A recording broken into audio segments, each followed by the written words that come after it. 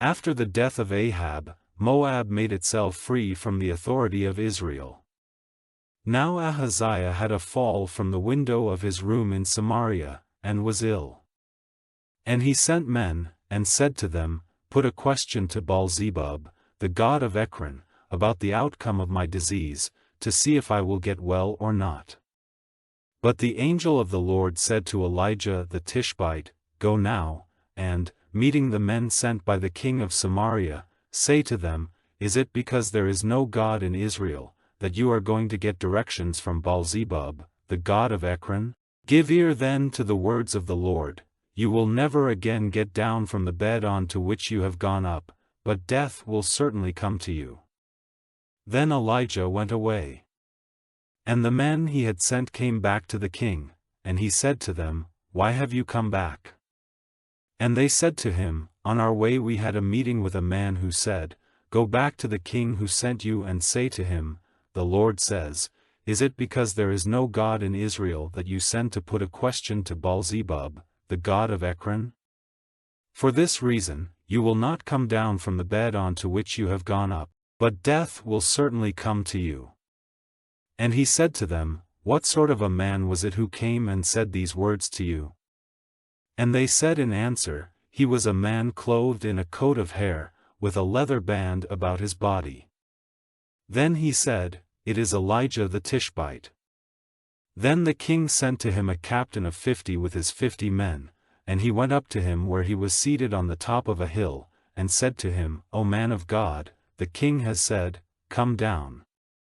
And Elijah in answer said to the captain of 50, If I am a man of God, may fire come down from heaven on you and on your 50 men, and put an end to you. Then fire came down from heaven and put an end to him and his 50 men. Then the king sent another captain of 50 with his 50 men, and he said to Elijah, O man of God, the king says, Come down quickly. And Elijah in answer said, If I am a man of God, may fire come down from heaven on you and on your 50 men, and put an end to you.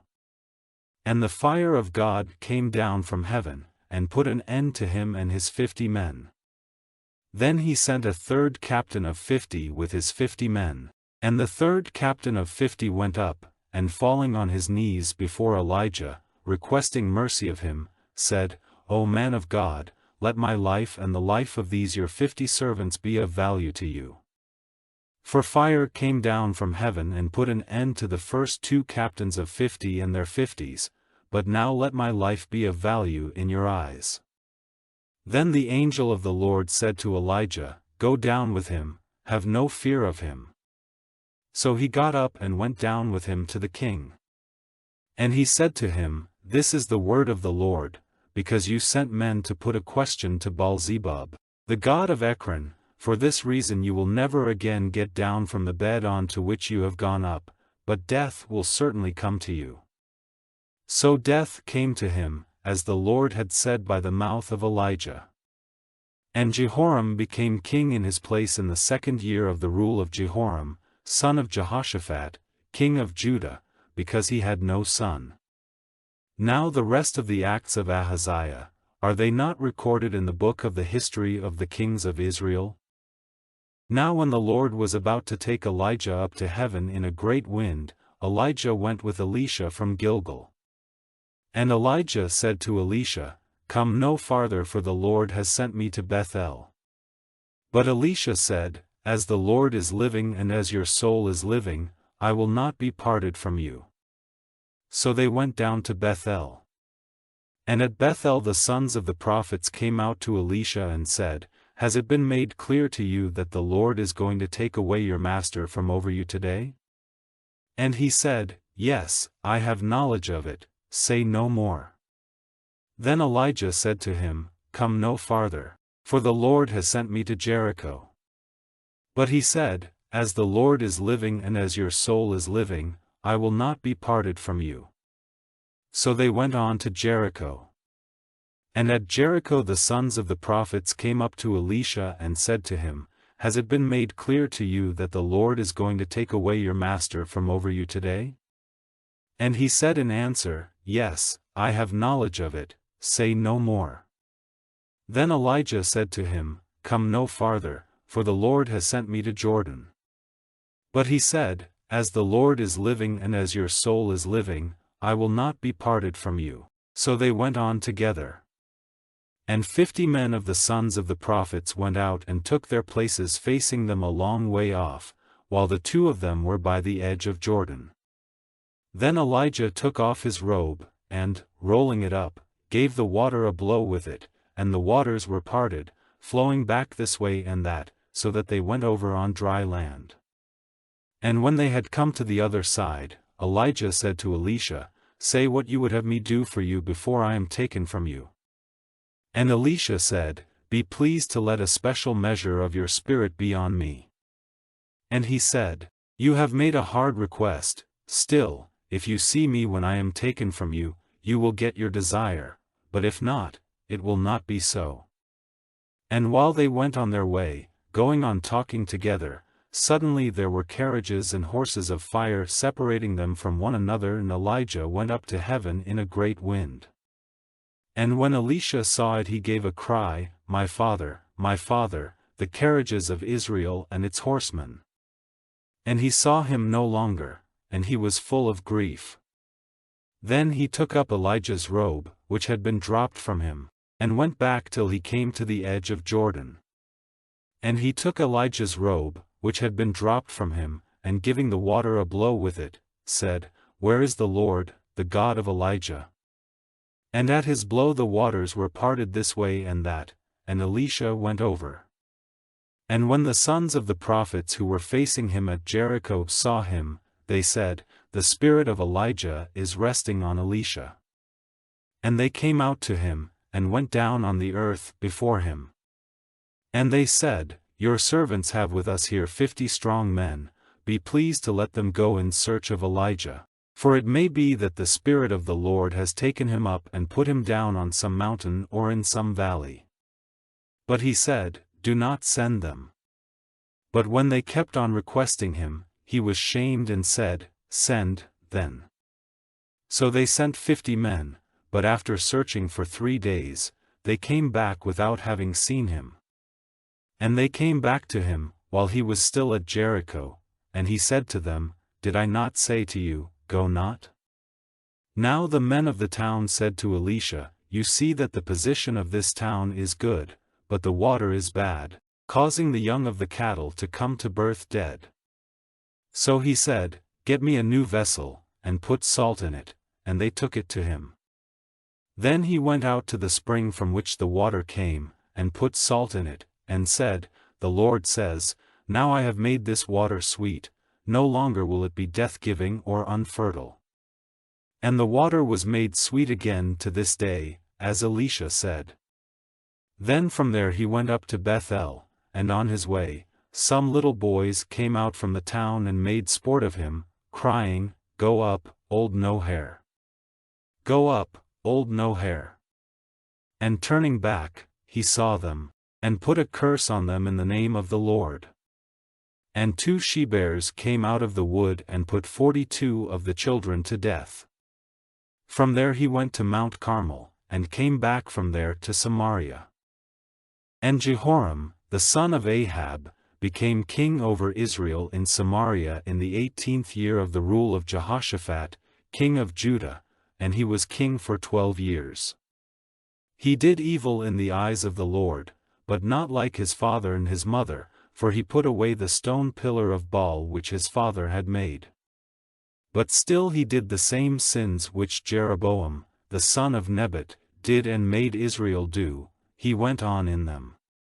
Now Mesha, king of Moab, was a sheep farmer, and he gave regularly to the king of Israel the wool from 100,000 lambs and 100,000 sheep. But when Ahab was dead, the king of Moab got free from the authority of the king of Israel. At that time, King Jehoram went out from Samaria and got all Israel together in fighting order. And he sent to Jehoshaphat, king of Judah, saying, "The king of Moab has got free from my authority, will you go with me to make war on Moab?" And he said, "I will go with you, I am as you are, my people as your people, and my horses as your horses. And he said, Which way are we to go? And he said in answer, By the wasteland of Edom. So the king of Israel went with the king of Judah and the king of Edom by a roundabout way for 7 days, and there was no water for the army or for the beasts they had with them. And the king of Israel said, Here is trouble, for the Lord has got these 3 kings together to give them into the hands of Moab.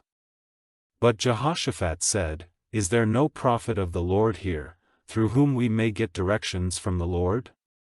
And one of the king of Israel's men said in answer, Elisha, the son of Shaphat, is here, who was servant to Elijah. And Jehoshaphat said, The word of the Lord is with him. So the king of Israel and Jehoshaphat and the king of Edom went down to him. But Elisha said to the king of Israel, What have I to do with you? Go to the prophets of your father and your mother.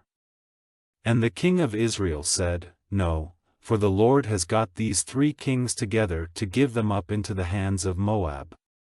Then Elisha said, By the life of the Lord of armies whose servant I am, if it was not for the respect I have for Jehoshaphat, king of Judah, I would not give a look at you or see you. But now, get me a player of music, and it will come about that while the man is playing, the hand of the Lord will come on me and I will give you the word of the Lord. And they got a player of music, and while the man was playing, the hand of the Lord was on him. And he said, The Lord says, I will make this valley full of water holes. For the Lord says, Though you see no wind or rain, the valley will be full of water, and you and your armies and your beasts will have drink. And this will be only a small thing to the Lord, in addition he will give the Moabites into your hands. And you are to put every walled town to destruction, cutting down every good tree, and stopping up every water spring, and making all the good land rough with stones. Now in the morning, about the time when the offering was made, they saw water flowing from the direction of Edom till the country was full of water. Now all Moab, hearing that the kings had come to make war against them, got together all who were able to take up arms and went forward to the edge of the country. And early in the morning they got up, when the sun was shining on the water, and they saw the water facing them as red as blood. Then they said, This is blood, it is clear that destruction has come on the kings, they have been fighting one another, now come, Moab, let us take their goods. But when they came to the tents of Israel, the Israelites came out and made a violent attack on the Moabites, so that they went in flight before them, and they went forward still attacking them, pulling down the towns, covering every good field with stones, stopping up all the water springs, and cutting down all the good trees. They went on driving Moab before them till only in Kir-Hareseth were there any Moabites, and the fighting men went round the town raining stones on it. And when the king of Moab saw that the fight was going against him, he took with him 700 men armed with swords, with the idea of forcing a way through to the king of Aram, but they were not able to do so. Then he took his oldest son, who would have been king after him, offering him as a burnt offering on the wall. So there was great wrath against Israel, and they went away from him, back to their country. Now a certain woman, the wife of one of the sons of the prophets, came crying to Elisha and said, Your servant my husband is dead, and to your knowledge he was a worshipper of the Lord, but now, the creditor has come to take my 2 children as servants in payment of his debt. Then Elisha said to her, What am I to do for you? Say now, what have you in the house? And she said, Your servant has nothing in the house but a pot of oil. Then he said, Go out to all your neighbors and get vessels, a very great number of them. Then go in, and, shutting the door on yourself and your sons, put oil into all these vessels, putting on one side the full ones. So she went away, and when the door was shut on her and her sons, they took the vessels to her and she put oil into them. And when all the vessels were full, she said to her son, Get me another vessel. And he said, There are no more. And the flow of oil was stopped. So she came to the man of God and gave him word of what she had done. And he said, Go and get money for the oil and make payment of your debt, and let the rest be for the needs of yourself and your sons. Now there came a day when Elisha went to Shunem, and there was a woman of high position living there, who made him come in and have a meal with her. And after that, every time he went by, he went into her house for a meal. And she said to her husband, Now I see that this is a holy man of God, who comes by day after day. So let us make a little room on the wall, and put a bed there for him, and a table and a seat and a light, so that when he comes to us, he will be able to go in there. Now one day, when he had gone there, he went into the little room and took his rest there. And he said to Gehazi, his servant, Send for this Shunammite.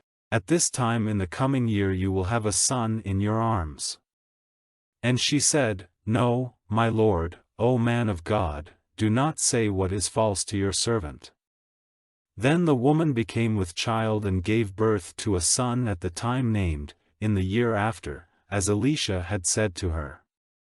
Now one day, when the child was older, he went out to his father to where the grain was being cut. And he said to his father, My head, my head. And the father said to a servant, Take him in to his mother. And he took him in to his mother, and she took him on her knees and kept him there till the middle of the day, when his life went from him. Then she went up and put him on the bed of the man of God, shutting the door on him, and went out. And she said to her husband, Send me one of the servants and one of the asses so that I may go quickly to the man of God and come back again. And he said, Why are you going to him today? It is not a new moon or a Sabbath. But she said, It is well.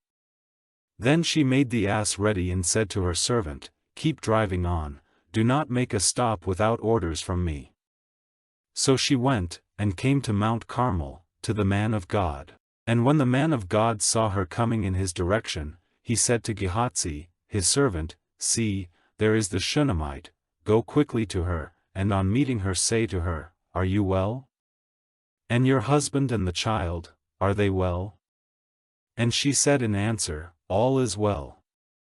And when she came to where the man of God was on the hill, she put her hands round his feet, and Gehazi came near with the purpose of pushing her away.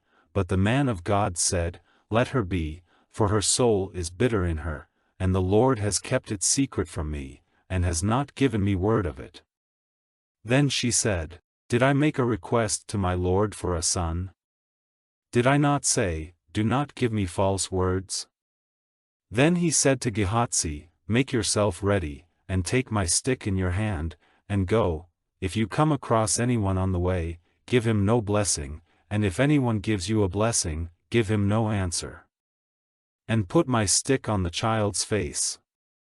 But the mother of the child said, As the Lord is living and as your soul is living, I will not go back without you. So he got up and went with her. And Gehazi went on before them and put the stick on the child's face, but there was no voice, and no one gave attention. So he went back, and meeting him gave him the news, saying, The child is not awake. And when Elisha came into the house he saw the child dead, stretched on his bed. So he went in, and shutting the door on the two of them, made prayer to the Lord. Then he got up on the bed, stretching himself out on the child, and put his mouth on the child's mouth, his eyes on his eyes and his hands on his hands, and the child's body became warm. Then he came back, and after walking once through the house and back, he went up, stretching himself out on the child 7 times, and the child's eyes became open. And he gave orders to Gehazi, and said, Send for the Shunammite. And she came in answer to his voice. And he said, Take up your son. And she came in, and went down on her face to the earth at his feet. Then she took her son in her arms and went out. And Elisha went back to Gilgal. Now there was very little food in the land, and the sons of the prophets were seated before him. And he said to his servant, Put the great pot on the fire, and make soup for the sons of the prophets. And one went out into the field to get green plants and saw a vine of the field, and pulling off the fruit of it till the fold of his robe was full, he came back and put the fruit, cut up small, into the pot of soup, having no idea what it was. Then they gave the men soup from the pot. And while they were drinking the soup, they gave a cry, and said, O man of God, there is death in the pot, and they were not able to take any more food. But he said, Get some meal. And he put it into the pot, and said, Now give it to the people so that they may have food. And there was nothing bad in the pot. Now a man came from Baal-Shalisha with an offering of firstfruits for the man of God, 20 barley cakes and garden fruit in his bag. And he said, Give these to the people for food. But his servant said, How am I to put this before 100 men? But he said, Give it to the people for food, for the Lord says, There will be food for them and some over. So he put it before them, and they had a meal, and there was more than enough, as the Lord had said. Now Naaman, chief of the army of the king of Aram, was a man of high position with his master, and greatly respected, because by him the Lord had given salvation to Aram, but he was a leper. Now the Arameans had gone out in bands, and taken prisoner from Israel a little girl, who became servant to Naaman's wife. And she said to her master's wife, If only my lord would go to the prophet in Samaria, he would make him well. And someone went and said to his lord, This is what the girl from the land of Israel says. So the king of Aram said, Go then, and I will send a letter to the king of Israel. And he went, taking with him 10 talents of silver and 6,000 shekels of gold, and 10 changes of clothing. And he took the letter to the king of Israel, in which the king of Aram had said, See, I have sent my servant Naaman to you to be made well, for he is a leper. But the king of Israel, after reading the letter, was greatly troubled and said, Am I God, to give death and life? Why does this man send a leper to me to be made well? Is it not clear that he is looking for a cause of war? Now Elisha, the man of God, hearing that the king of Israel had done this, sent to the king, saying, Why are you troubled? Send the man to me, so that he may see that there is a prophet in Israel. So Naaman, with all his horses and his carriages, came to the door of Elisha's house. And Elisha sent a servant to him, saying, Go to Jordan, and after washing 7 times in its waters your flesh will be well again and you will be clean. But Naaman was angry and went away and said, I had the idea that he would come out to see such an important person as I am, and make prayer to the Lord his God, and with a wave of his hand over the place make the leper well. Are not Abana and Pharpar, rivers of Damascus, better than all the waters of Israel? May I not be washed in them and become clean? So turning, he went away in wrath. Then his servants came to him and said, If the prophet had given you orders to do some great thing, would you not have done it?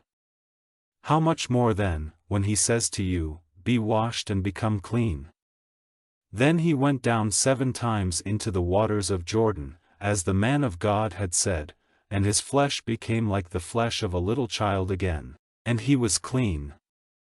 Then he went back to the man of God, with all his train, and, taking his place before him, said, Now I am certain that there is no God in all the earth, but only in Israel. Now then, take an offering from me. But he said, By the life of the Lord whose servant I am, I will take nothing from you. And he did his best to make him take it, but he would not.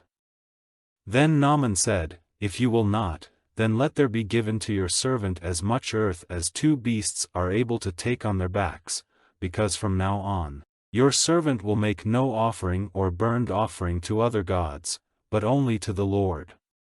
But may your servant have the Lord's forgiveness for this one thing, when my master goes into the house of Rimmon for worship there, supported on my arm, and my head is bent in the house of Rimmon, when his head is bent in the house of Rimmon, may your servant have the Lord's forgiveness for this thing.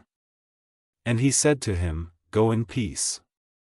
And he went from him some distance. But Gehazi, the servant of Elisha, the man of God, said, Now my master has taken nothing from Naaman, this Aramean. Of what he would have given him, by the living Lord, I will go after him and get something from him. So Gehazi went after Naaman.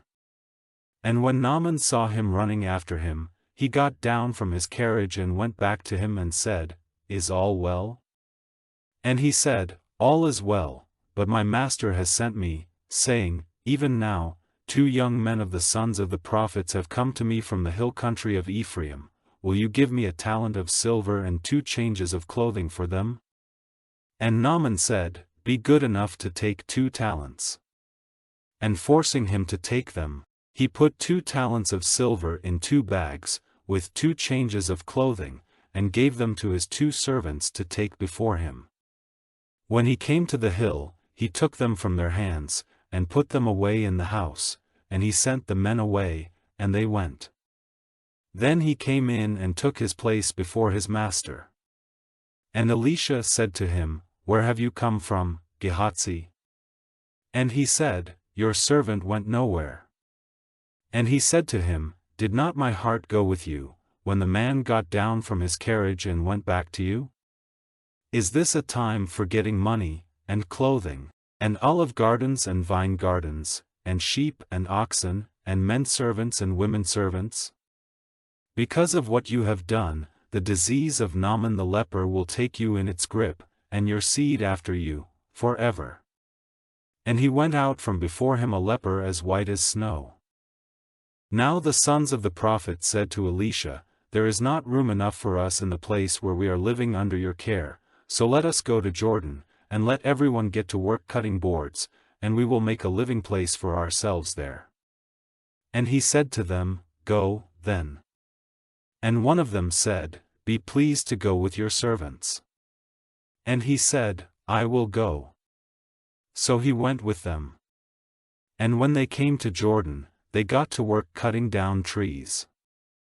But one of them, while cutting a board, let the head of his axe go into the water, and he gave a cry, and said, This is a bad business, my master, for it is another's. And the man of God said, Where did it go in? And when he saw the place where it had gone into the water, cutting a stick, he put it into the water, and the iron came up to the top of the water.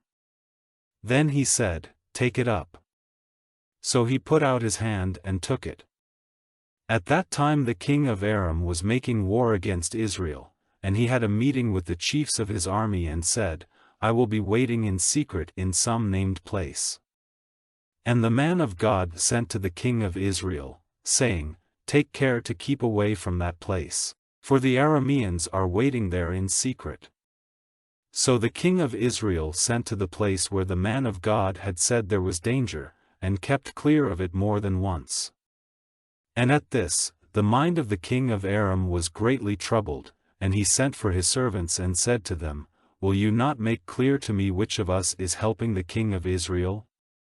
And one of them said, Not one of us, my lord king, but Elisha, the prophet in Israel, gives the king of Israel news of the words you say even in your bedroom. Then he said, Go and see where he is, so that I may send and get him. And news came to him that he was in Dothan. So he sent their horses and carriages and a great army, and they came by night, circling the town. Now the servant of the man of God, having got up early and gone out, saw an army with horses and carriages of war all round the town.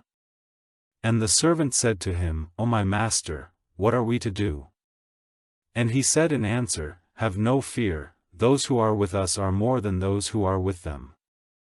Then Elisha made a prayer to the Lord, saying, Lord, let his eyes be open so that he may see. And the Lord made the young man's eyes open, and he saw that all the mountain was full of horses and carriages of fire round Elisha.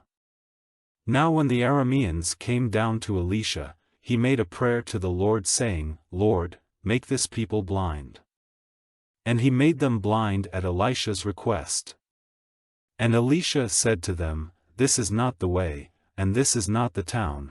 Come after me so that I may take you to the man you are searching for." And he took them to Samaria.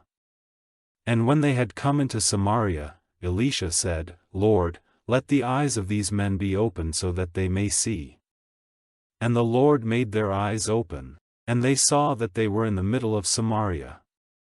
And the king of Israel, when he saw them, said to Elisha, "My father, am I to put them to the sword?" But he said in answer, "You are not to put them to death. Have you any right to put to death those whom you have not taken prisoner with your sword and your bow? Put bread and water before them, so that they may have food and drink and go to their master." So he made ready a great feast for them, and when they had had food and drink, he sent them away and they went back to their master. And no more bands of Arameans came into the land of Israel. Now after this, Benhadad, king of Aram, got together all his army and went up to make an attack on Samaria, shutting the town in on all sides with his forces. And they became very short of food in Samaria, for they kept it shut until the price of an ass's head was 80 shekels of silver, and a small measure of dove's droppings was 5 shekels of silver. And when the king of Israel was going by on the wall, a woman came crying out to him, and said, "Help, my lord king." And he said, "If the Lord does not give you help, where am I to get help for you? From the grain floor or the grape crusher?" And the king said to her, "What is troubling you?" And she said in answer, "This woman said to me, 'Give your son to be our food today, and we will have my son tomorrow.' So, boiling my son, we had a meal of him, and on the day after I said to her, 'Now give your son for our food,' but she has put her son in a secret place." Then the king, hearing what the woman said, took his robes in his hands, violently parting them, and, while he was walking on the wall, the people, looking, saw that under his robe he had haircloth on his flesh.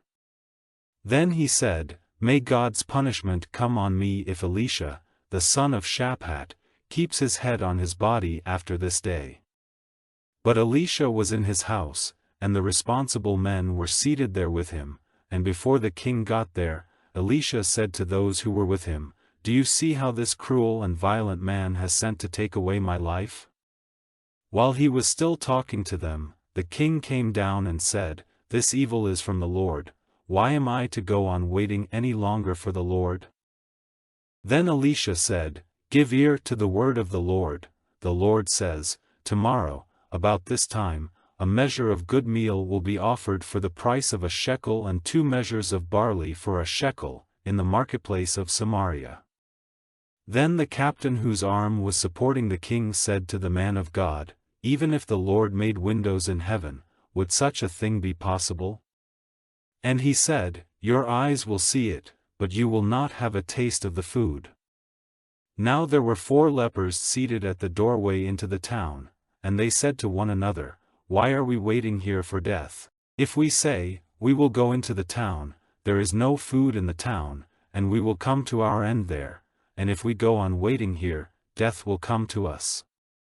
Come then, let us give ourselves up to the army of Aram. If they let us go on living, then life will be ours, and if they put us to death, then death will be ours."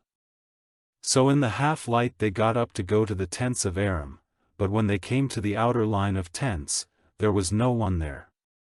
For the Lord had made the sound of carriages and horses, and the noise of a great army, come to the ears of the Arameans, so that they said to one another, "Truly, the king of Israel has got the kings of the Hittites and of the Egyptians for a price to make an attack on us." So they got up and went in flight, in the half-light, without their tents or their horses or their asses or any of their goods, they went in flight, fearing for their lives. And when those lepers came to the outer line of tents, they went into one tent, and had food and drink, and took from it silver and gold and clothing, which they put in a secret place. Then they came back and went into another tent from which they took more goods, which they put away in a secret place. Then they said to one another, "We are not doing right. Today is a day of good news, and we say nothing. if we go on waiting here till the morning, punishment will come to us. So let us go and give the news to those of the king's house. So they came in, and, crying out to the doorkeepers of the town, they gave them the news, saying, We came to the tents of the Arameans, and there was no one there and no voice of man, only the horses and the asses in their places, and the tents as they were. Then the doorkeepers, crying out, gave the news to those inside the king's house. Then the king got up in the night and said to his servants, This is my idea of what the Arameans have done to us. They have knowledge that we are without food, and so they have gone out of their tents, and are waiting secretly in the open country, saying, When they come out of the town, we will take them living and get into the town. And one of his servants said in answer, Send men and let them take 5 of the horses which we still have in the town. If they keep their lives they will be the same as those of Israel who are still living here.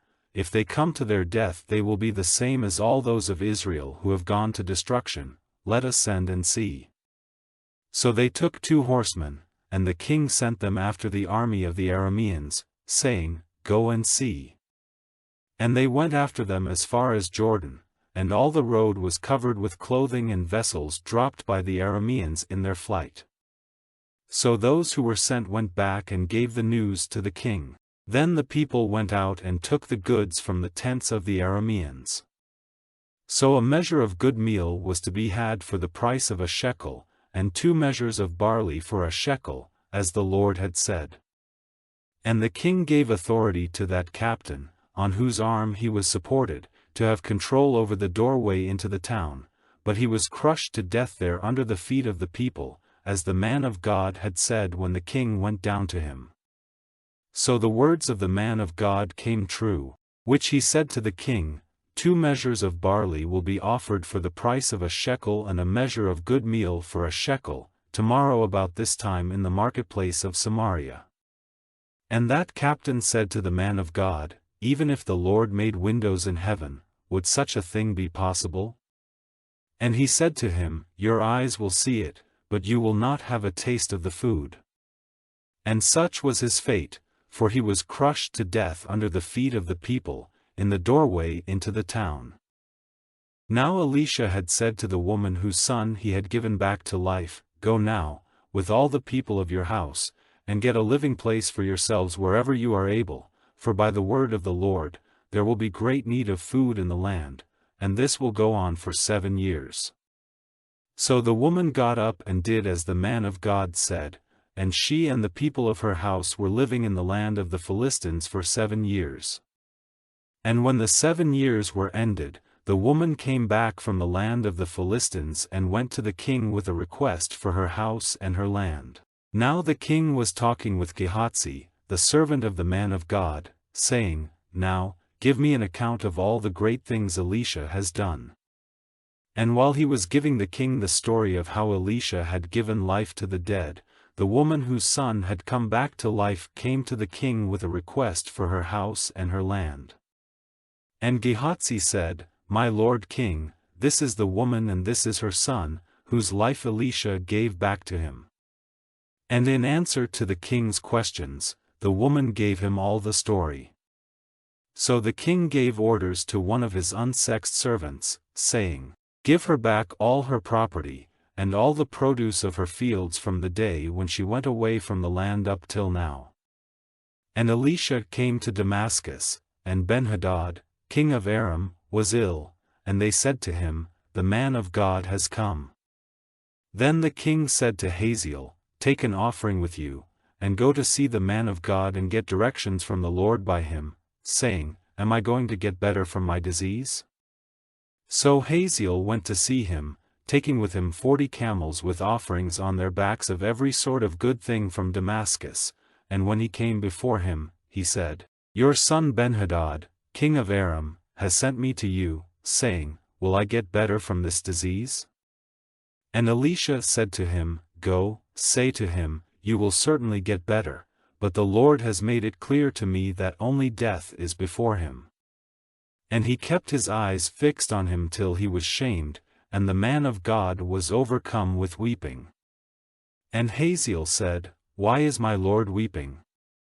Then he said in answer, Because I see the evil which you will do to the children of Israel, burning down their strong towns, putting their young men to death with the sword, smashing their little ones against the stones, and cutting open the women who are with child.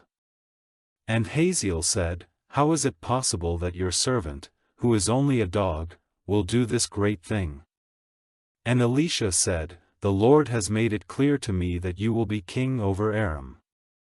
Then he went away from Elisha and came in to his master, who said to him, What did Elisha say to you?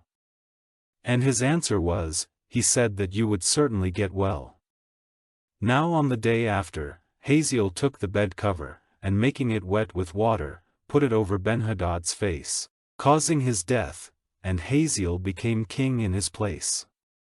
In the 5th year of Joram, the son of Ahab, king of Israel, Jehoram, the son of Jehoshaphat, king of Judah, became king. He was 32 years old when he became king, and he was ruling in Jerusalem for 8 years. He went in the ways of the kings of Israel, as the family of Ahab did, for the daughter of Ahab was his wife, and he did evil in the eyes of the Lord. But it was not the Lord's purpose to send destruction on Judah, because of David his servant, to whom he had given his word that he would have a light forever.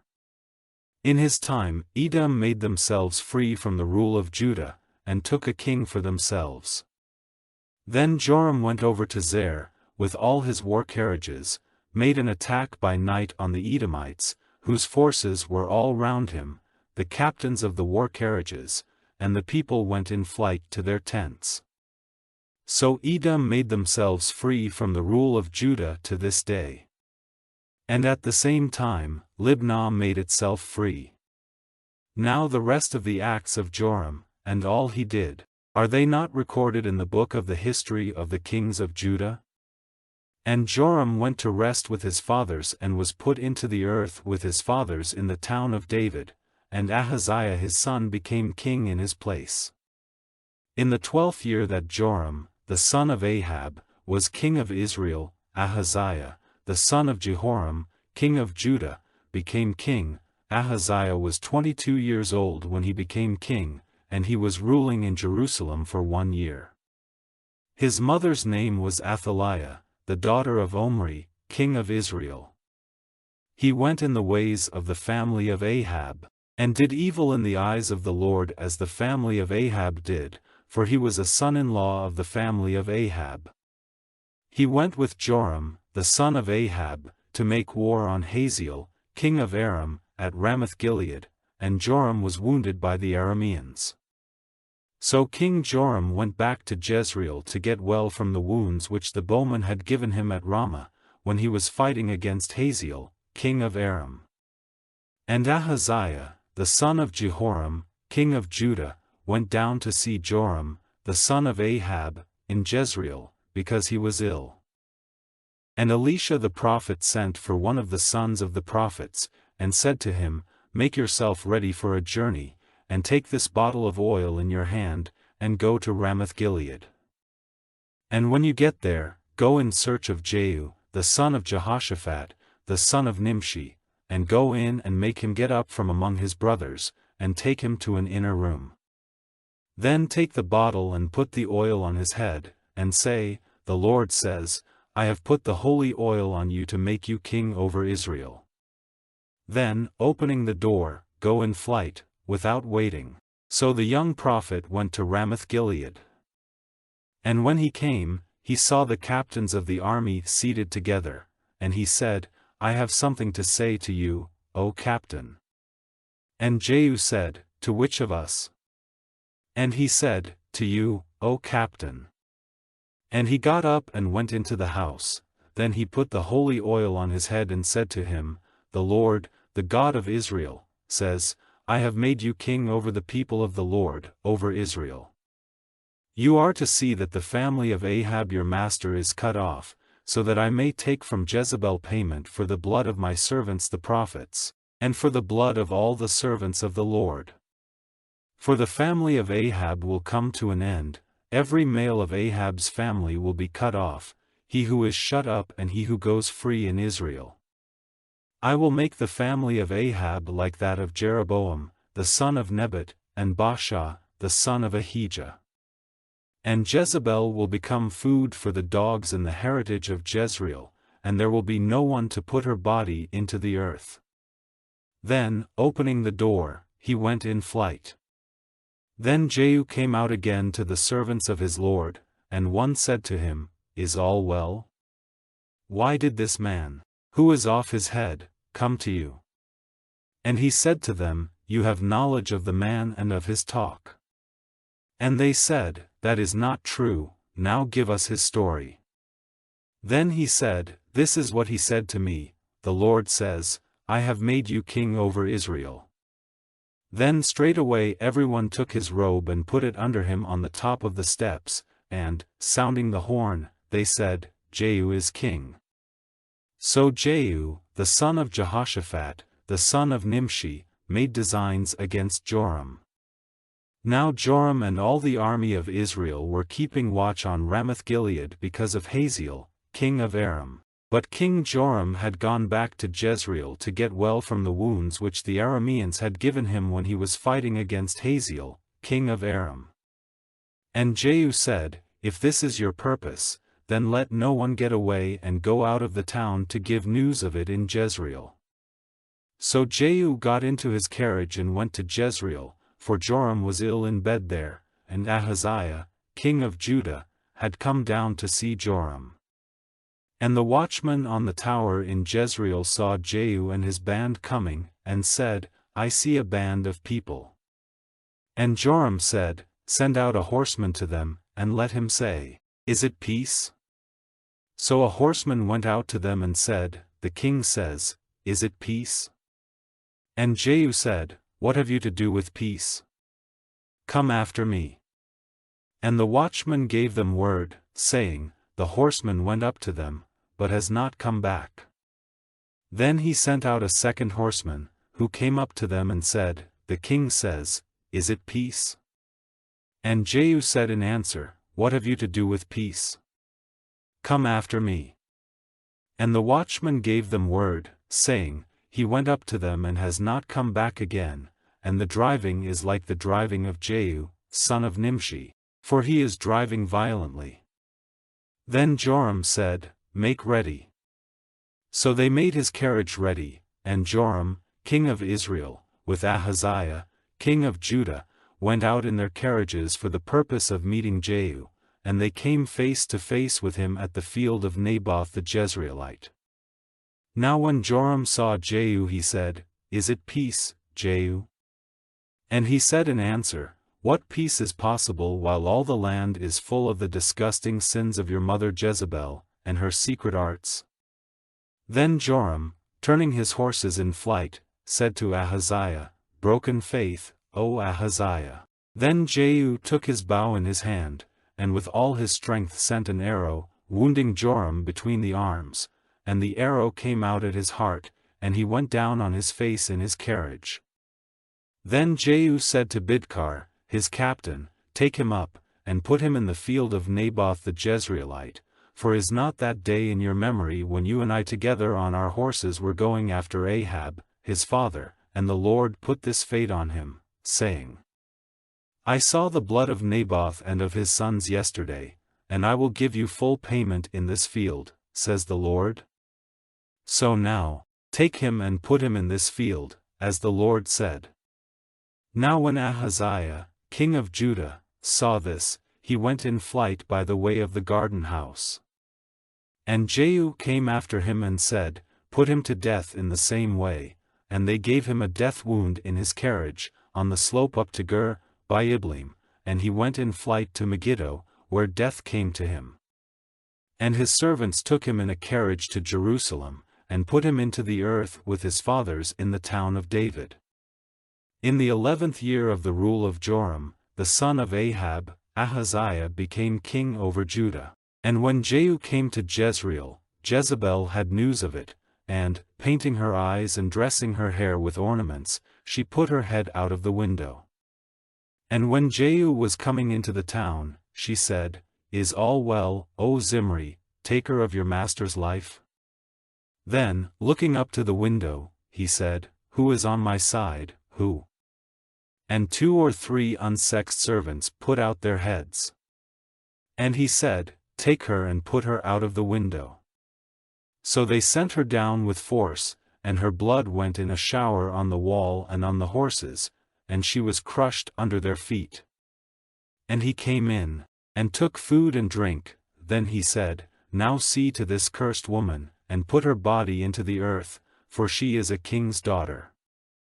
And they went out to put her body into the earth, but nothing of her was to be seen, only the bones of her head, and her feet, and parts of her hands. So they came back and gave him word of it. And he said, "This is what the Lord said by his servant Elijah the Tishbite, saying, In the heritage of Jezreel the flesh of Jezebel will become food for dogs, and the dead body of Jezebel will be like waste dropped on the face of the earth in the heritage of Jezreel, so that they will not be able to say, This is Jezebel." Now there were in Samaria 70 of Ahab's sons. And Jehu sent letters to Samaria, to the rulers of the town, and to the responsible men, and to those who had the care of the sons of Ahab, saying, "Straightway, when you get this letter, seeing that your master's sons are with you, and that you have carriages and horses and a walled town and arms, take the best and most upright of your master's sons, and make him king in his father's place, and put up a fight for your master's family." But they were full of fear, and said, "The 2 kings have gone down before him, how may we keep our place?" So the controller of the king's house, with the ruler of the town, and the responsible men, and those who had the care of Ahab's sons, sent to Jehu, saying, "We are your servants and will do all your orders, we will not make any man king, do whatever seems best to you." Then he sent them a second letter, saying, "If you are on my side, and if you will do my orders, come to me at Jezreel by this time tomorrow, with the heads of your master's sons." Now the king's 70 sons were with the great men of the town, who had the care of them. And when the letter came to them, they took the king's sons and put them to death, all the 70, and put their heads in baskets and sent them to him at Jezreel. And a man came and said to him, "They have come with the heads of the king's sons." And he said, "Put them down in 2 masses at the doorway of the town till the morning." And in the morning he went out and, stopping, said to all the people there, "You are upright men, it is true that I made designs against my master, and put him to death, but who is responsible for the death of all these? You may be certain that nothing which the Lord has said about the family of Ahab will be without effect, for the Lord has done what he said by his servant Elijah." So Jehu put to death all the rest of the seed of Ahab in Jezreel, and all his relations and his near friends and his priests, till there were no more of them. Then he got up and came to Samaria. And he was at the meeting place of the keepers of sheep, by the way, when he came across the brothers of Ahaziah, king of Judah, and said, "Who are you?" And they said, "We are the brothers of Ahaziah, king of Judah. We are going down to see the children of the king and of the queen." And he said, "Take them living." So they took them living, and put them to death in the water-hole of Beth-Eked. Of the 42 men he put every one to death, and when he had gone away from there, he came across Jehonadab, the son of Rechab, and he said good day to him, and said to him, "Is your heart true to mine, as mine is to yours?" And Jehonadab in answer said, "It is," and Jehu said, "If it is, give me your hand." And he gave him his hand, and he made him come up into his carriage. And he said, "Come with me and see how I am on fire for the Lord's cause." So he made him go with him in his carriage. And when he came to Samaria, he put to death all those of Ahab's family who were still in Samaria, till there were no more of them, as the Lord had said to Elijah.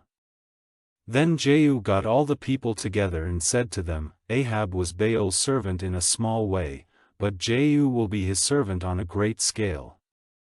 Now send for all the prophets of Baal and all his servants and all his priests, to come to me, let no one keep away, for I have a great offering to make to Baal. Anyone who is not present, will be put to death. This Jehu did with deceit, his purpose being the destruction of the servants of Baal. And Jehu said, Let there be a special holy meeting for the worship of Baal. So a public statement was made. And Jehu sent out through all Israel, and all the servants of Baal came, not one kept away. And they came into the house of Baal, so that it was full from end to end. And Jehu said to him who kept the robes, Get out robes for all the servants of Baal. So he got out robes for them.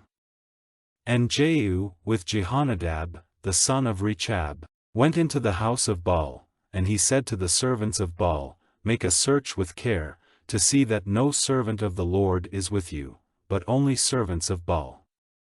Then they went in to make offerings and burned offerings.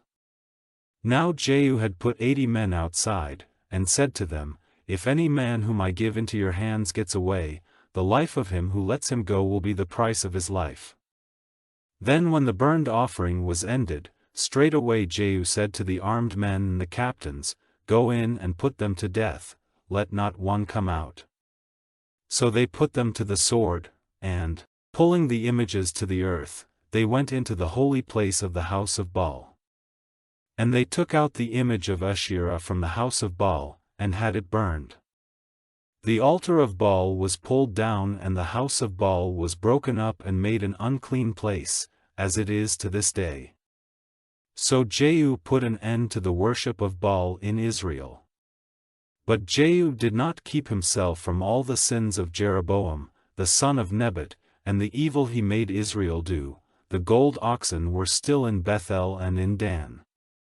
And the Lord said to Jehu, Because you have done well in doing what is right in my eyes and effecting all my purpose for the family of Ahab, your sons will be kings of Israel to the 4th generation. But Jehu did not take care to keep the law of the Lord with all his heart, he did not keep himself from the sin which Jeroboam did and made Israel do. In those days the Lord was angry first with Israel, and Hazael made attacks on all the land of Israel, east of Jordan, in all the land of Gilead, the Gadites and the Reubenites and the Manassites, from Aroer by the valley of the Arnon, all Gilead and Bashan. Now the rest of the acts of Jehu, and all he did, and his great power, are they not recorded in the book of the history of the kings of Israel? And Jehu went to rest with his fathers, and was put into the earth in Samaria. And Jehoahaz his son became king in his place. And the time of Jehu's rule over Israel in Samaria was 28 years. Now when Athaliah, the mother of Ahaziah, saw that her son was dead, she had all the rest of the seed of the kingdom put to death. But Jehosheba, the daughter of King Joram, sister of Ahaziah, secretly took Joash, the son of Ahaziah, with the woman who took care of him, away from among the king's sons who were put to death, and put him in the bedroom, and they kept him safe from Athaliah, so that he was not put to death. And for 6 years she kept him safe in the house of the Lord, while Athaliah was ruling over the land. Then in the 7th year, Jehoiada sent for the captains of hundreds of the Carians, and the armed men, and taking them into the house of the Lord, made an agreement with them, and made them take an oath in the house of the Lord, and let them see the king's son. And he gave them orders, saying, This is what you are to do, the third part of you, who come in on the Sabbath and keep the watch of the king's house, and the 2 divisions of you, who go out on the Sabbath and keep the watch of the house of the Lord, will make a circle round the king, every man being armed. And whoever comes inside your lines is to be put to death. Keep with the king, when he goes out and when he comes in. And the captains of hundreds did as Jehoiada the priest gave them orders, every one took with him his men, those who came in and those who went out on the Sabbath, and they came in to Jehoiada the priest. And the priest gave to the captains of hundreds the spears and body covers which had been King David's, and which were kept in the house of the Lord. Then the armed men took up their positions, every man with his instruments of war in his hand, from the right side of the house to the left, round about the altar and the house. Then he made the king's son come out, and put the crown on him and the armbands, and made him king, and put the holy oil on him, and they all, making sounds of joy with their hands, said, "Long life to the king." Now Athaliah, hearing the noise made by the people, came to the people in the house of the Lord, and looking, she saw the king in his regular place by the pillar, and the captains and the horns near him, and all the people of the land giving signs of joy and sounding the horns. Then Athaliah, violently parting her robes, gave a cry, saying, "Broken faith, broken faith."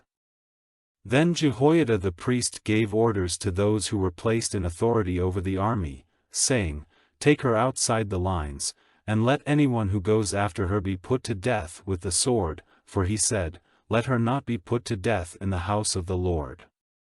So they put their hands on her, and she went to the king's house by the doorway of the horses, and there she was put to death. And Jehoiada made an agreement between the Lord and the king and the people, that they would be the Lord's people, and in the same way between the king and the people. Then all the people of the land went to the house of Baal and had it pulled down, its altars and images were all broken to bits, and Mattan, the priest of Baal, they put to death before the altars. And the priest put overseers over the Lord's house. Then he took the captains of hundreds, and the Carians, and the armed men, and all the people of the land, and they came down with the king from the house of the Lord, through the doorway of the armed men, to the king's house, and he took his place on the seat of the kings. So all the people of the land were glad, and the town was quiet, and they had put Athaliah to death with the sword at the king's house. And Jehoash was 7 years old when he became king. In the 7th year of Jehu's rule, Jehoash became king, and he was ruling for 40 years in Jerusalem. His mother's name was Zibiah of Beersheba. Jehoash did what was right in the eyes of the Lord all his days, because he was guided by the teaching of Jehoiada the priest. But the high places were not taken away, the people went on making offerings and burning them in the high places. And Jehoash said to the priests, "All the money of the holy things, which comes into the house of the Lord, the amount fixed for every man's payment, and all the money given by any man freely from the impulse of his heart, let the priests take, every man from his friends and neighbors, to make good what is damaged in the house, wherever it is to be seen." But in the 23rd year of King Jehoash, the priests had not made good the damaged parts of the house. Then King Jehoash sent for Jehoiada the priest, and the other priests, and said to them, "Why have you not made good what is damaged in the house? Now take no more money from your neighbors, but give it for the building up of the house." So the priests made an agreement to take no more money from the people, and not to make good what was damaged in the house. But Jehoiada the priest took a chest, and making a hole in the cover of it, put it by the altar, on the right side when one comes into the house of the Lord, and the priests who kept the door put in it regularly all the money which was taken into the house of the Lord. And when they saw that there was much money in the chest, the king's scribe and the high priest came and put it in bags, noting the amount of all the money there was in the house of the Lord. And the money which was measured out they gave regularly to those who were responsible for overseeing the work, and these gave it in payment to the woodworkers and the builders who were working on the house of the Lord, and to the wall builders and the stone cutters, and to get wood and cut stone for building up the broken parts of the house of the Lord, and for everything needed to put the house in good order. But the money was not used for making silver cups or scissors or basins or wind instruments or any vessels of gold or silver for the house of the Lord, but it was all given to the workmen who were building up the house. And they did not get any statement of accounts from the men to whom the money was given for the workmen, for they made use of it with good faith. The money of the offerings for error and the sin offerings was not taken into the house of the Lord, it was the priests'. Then Hazael, king of Aram, went up against Gath and took it, and his purpose was to go up to Jerusalem. Then Jehoash, king of Judah, took all the holy things which Jehoshaphat and Jehoram and Ahaziah his fathers, the kings of Judah, had given to the Lord, together with the things he himself had given, and all the gold in the temple store and in the king's house, and sent it to Hazael, king of Aram, and he went away from Jerusalem. Now the rest of the acts of Joash, and all he did, are they not recorded in the book of the history of the kings of Israel? And his servants made a secret design and put Joash to death at the house of Millo on the way down to Silla. And Josachar, the son of Shimeth, and Jehozabad, the son of Shomer, his servants, came to him and put him to death, and they put him into the earth with his fathers in the town of David, and Amaziah his son became king in his place. In the 23rd year of Joash, the son of Ahaziah, king of Judah, Jehoahaz, the son of Jehu, became king over Israel in Samaria, ruling for 17 years. He did evil in the eyes of the Lord, copying the sins of Jeroboam, the son of Nebat, which he did and made Israel do. He did not keep himself from them. So the wrath of the Lord was burning against Israel, and he gave them up into the power of Hazael, king of Aram, and into the power of Benhadad, the son of Hazael, again and again. Then Jehoahaz made prayer to the Lord, and the Lord gave ear to him, for he saw how cruelly Israel was crushed by the king of Aram. And the Lord gave Israel a savior, so that they became free from the hands of the Arameans, and the children of Israel were living in their tents as in the past. But still they did not give up the sin of Jeroboam, which he made Israel do, but went on with it, and there was an image of Asherah in Samaria. For out of all his army, Jehoahaz had only 50 horsemen and 10 carriages and 10,000 footmen. The king of Aram had given them up to destruction, crushing them like dust. Now the rest of the acts of Jehoahaz, and all he did, and his great power, are they not recorded in the book of the history of the kings of Israel? And Jehoahaz went to rest with his fathers, and was put into the earth in Samaria, and Joash his son became king in his place. In the 37th year of the rule of Joash, king of Judah, Joash, the son of Jehoahaz, became king over Israel in Samaria, ruling for 16 years. He did evil in the eyes of the Lord, not turning away from the sin of Jeroboam, the son of Nebat, which he did and made Israel do, but he went on with it. Now the rest of the acts of Joash, and all he did, and the force with which he went to war against Amaziah, king of Judah, are they not recorded in the book of the history of the kings of Israel? And Joash went to rest with his fathers, and Jeroboam took his place as king, and Joash was put into the earth in Samaria with the kings of Israel.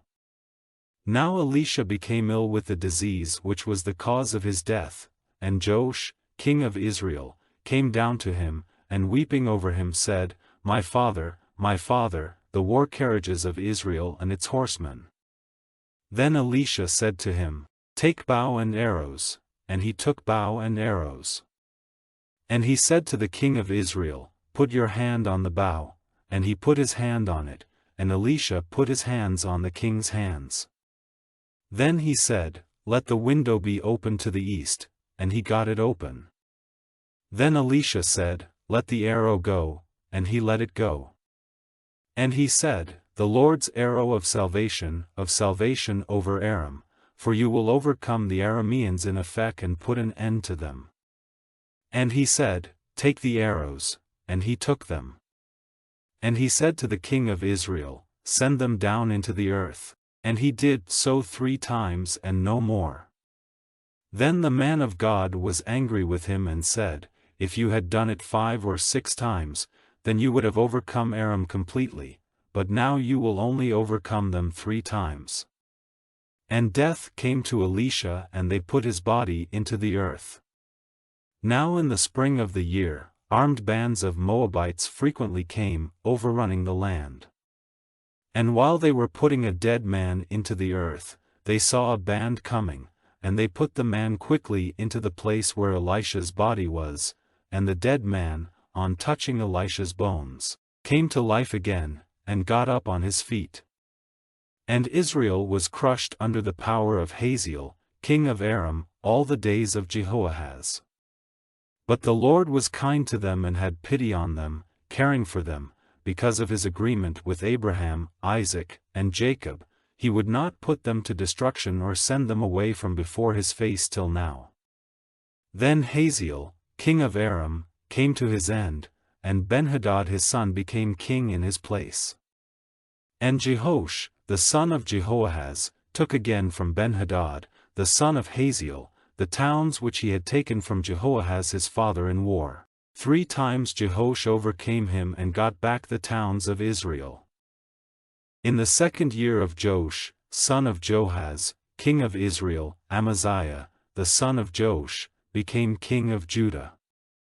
He was 25 years old when he became king, and he was ruling in Jerusalem for 29 years. His mother's name was Jehoadan of Jerusalem. He did what was right in the eyes of the Lord, though not like David his father. He did as Joash his father had done. But still the high places were not taken away. The people went on making offerings and burning them in the high places. Now when he became strong in the kingdom, straightway he put to death those servants who had taken the life of the king his father, but he did not put their children to death, for the orders of the Lord recorded in the book of the law of Moses say, the fathers are not to be put to death for the children, or the children for their fathers, but a man is to be put to death for the sin which he himself has done. He put to the sword 12,000 men of Edom in the valley of Salt, and took Selah in war, naming it Joktheel, as it is to this day. Then Amaziah sent representatives to Jehoash, the son of Jehoahaz, son of Jehu, king of Israel, saying, Come, let us have a meeting face to face. And Jehoash, king of Israel, sent to Amaziah, king of Judah, saying, The thorn tree in Lebanon sent to the cedar in Lebanon, saying, Give your daughter to my son for a wife. And a beast from the woodland in Lebanon went by, crushing the thorn under his feet. It is true that you have overcome Edom and your heart is uplifted. Let that glory be enough for you, and keep in your country. Why do you make causes of trouble, putting yourself, and Judah with you, in danger of downfall? But Amaziah gave no attention. So Jehoash, king of Israel, went up, and he and Amaziah, king of Judah, came face to face at Bethshemesh, which is in Judah.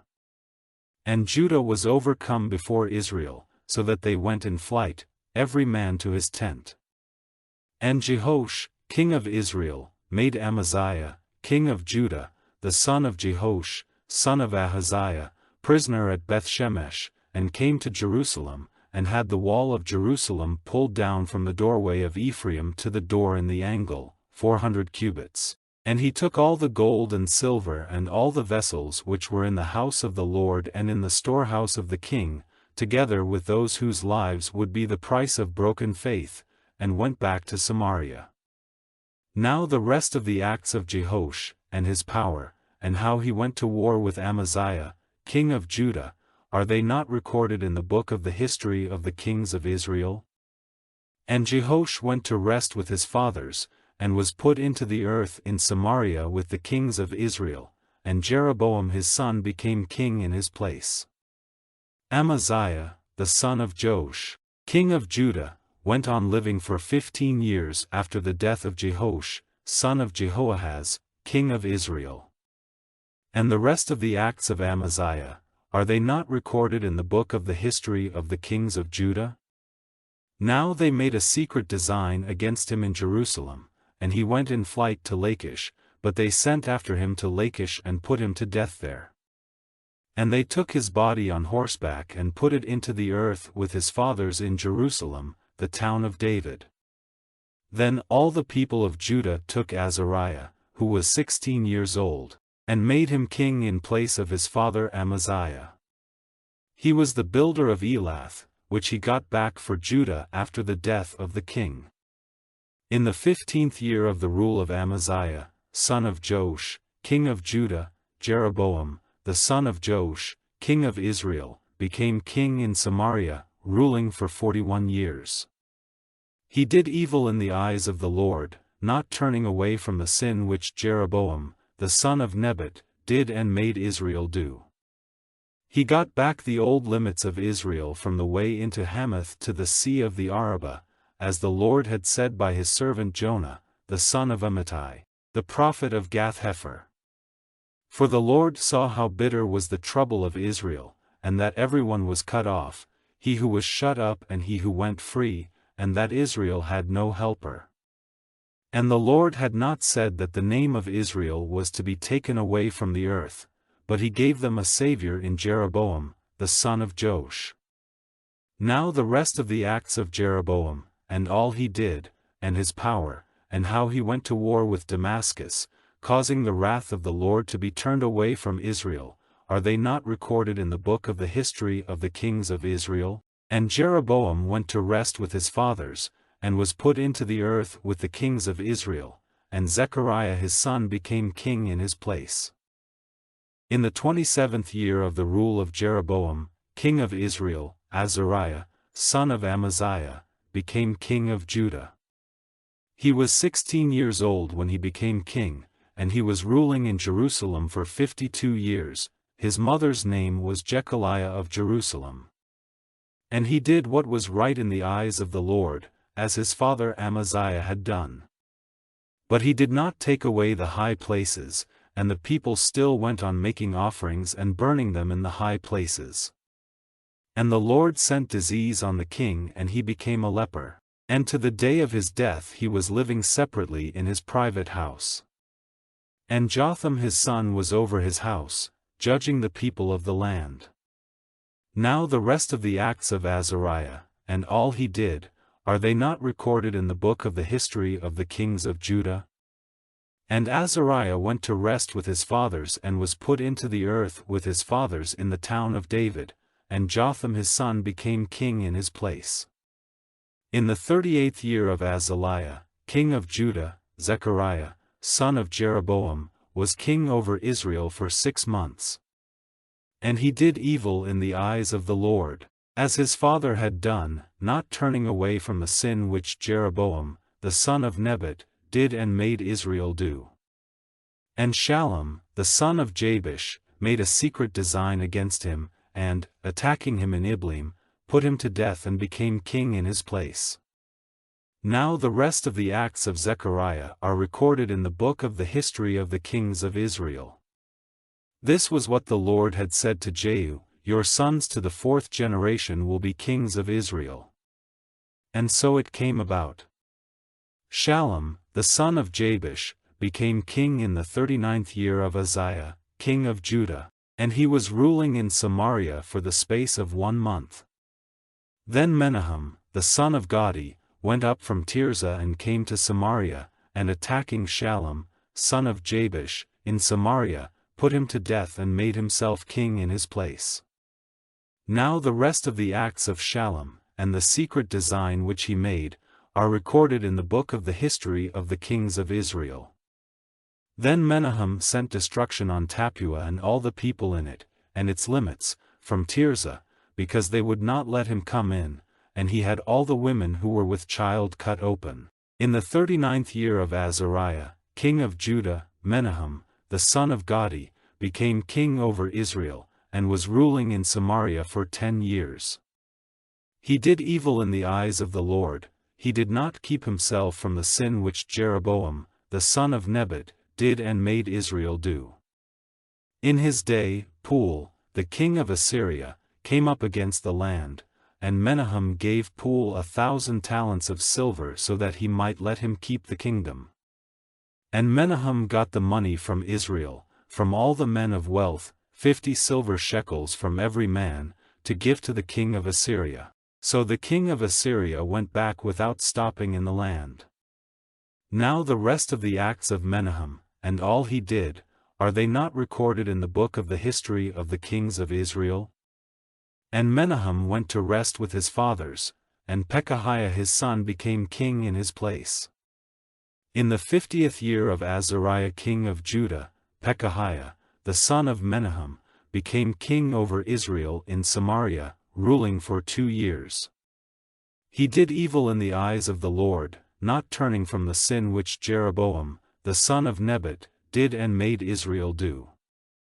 And Pekah, the son of Remaliah, his captain, made a secret design against him, attacking him in the king's great house in Samaria, and with him were 50 men of Gilead, and he put him to death and became king in his place. Now the rest of the acts of Pekahiah, and all he did, are recorded in the book of the history of the kings of Israel. In the 52nd year of Azariah, king of Judah, Pekah, the son of Remaliah, became king over Israel in Samaria, ruling for 20 years. He did evil in the eyes of the Lord, not turning from the sin which Jeroboam, the son of Nebat, did and made Israel do. In the days of Pekah, king of Israel, Tiglath-Pileser, king of Assyria, came and took Ijon and Abel-Beth-Maachah and Janoah and Kadesh and Hazor and Gilead and Galilee in all the land of Naphtali, and he took the people away to Assyria.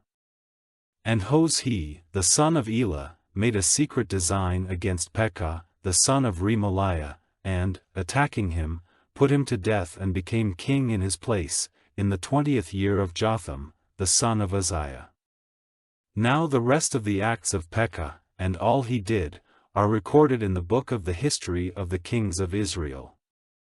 In the 2nd year of Pekah, the son of Remaliah, king of Israel, Jotham, the son of Uzziah, became king of Judah.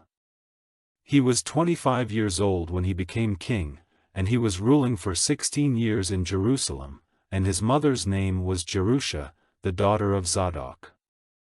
And he did what was right in the eyes of the Lord, as his father Uzziah had done.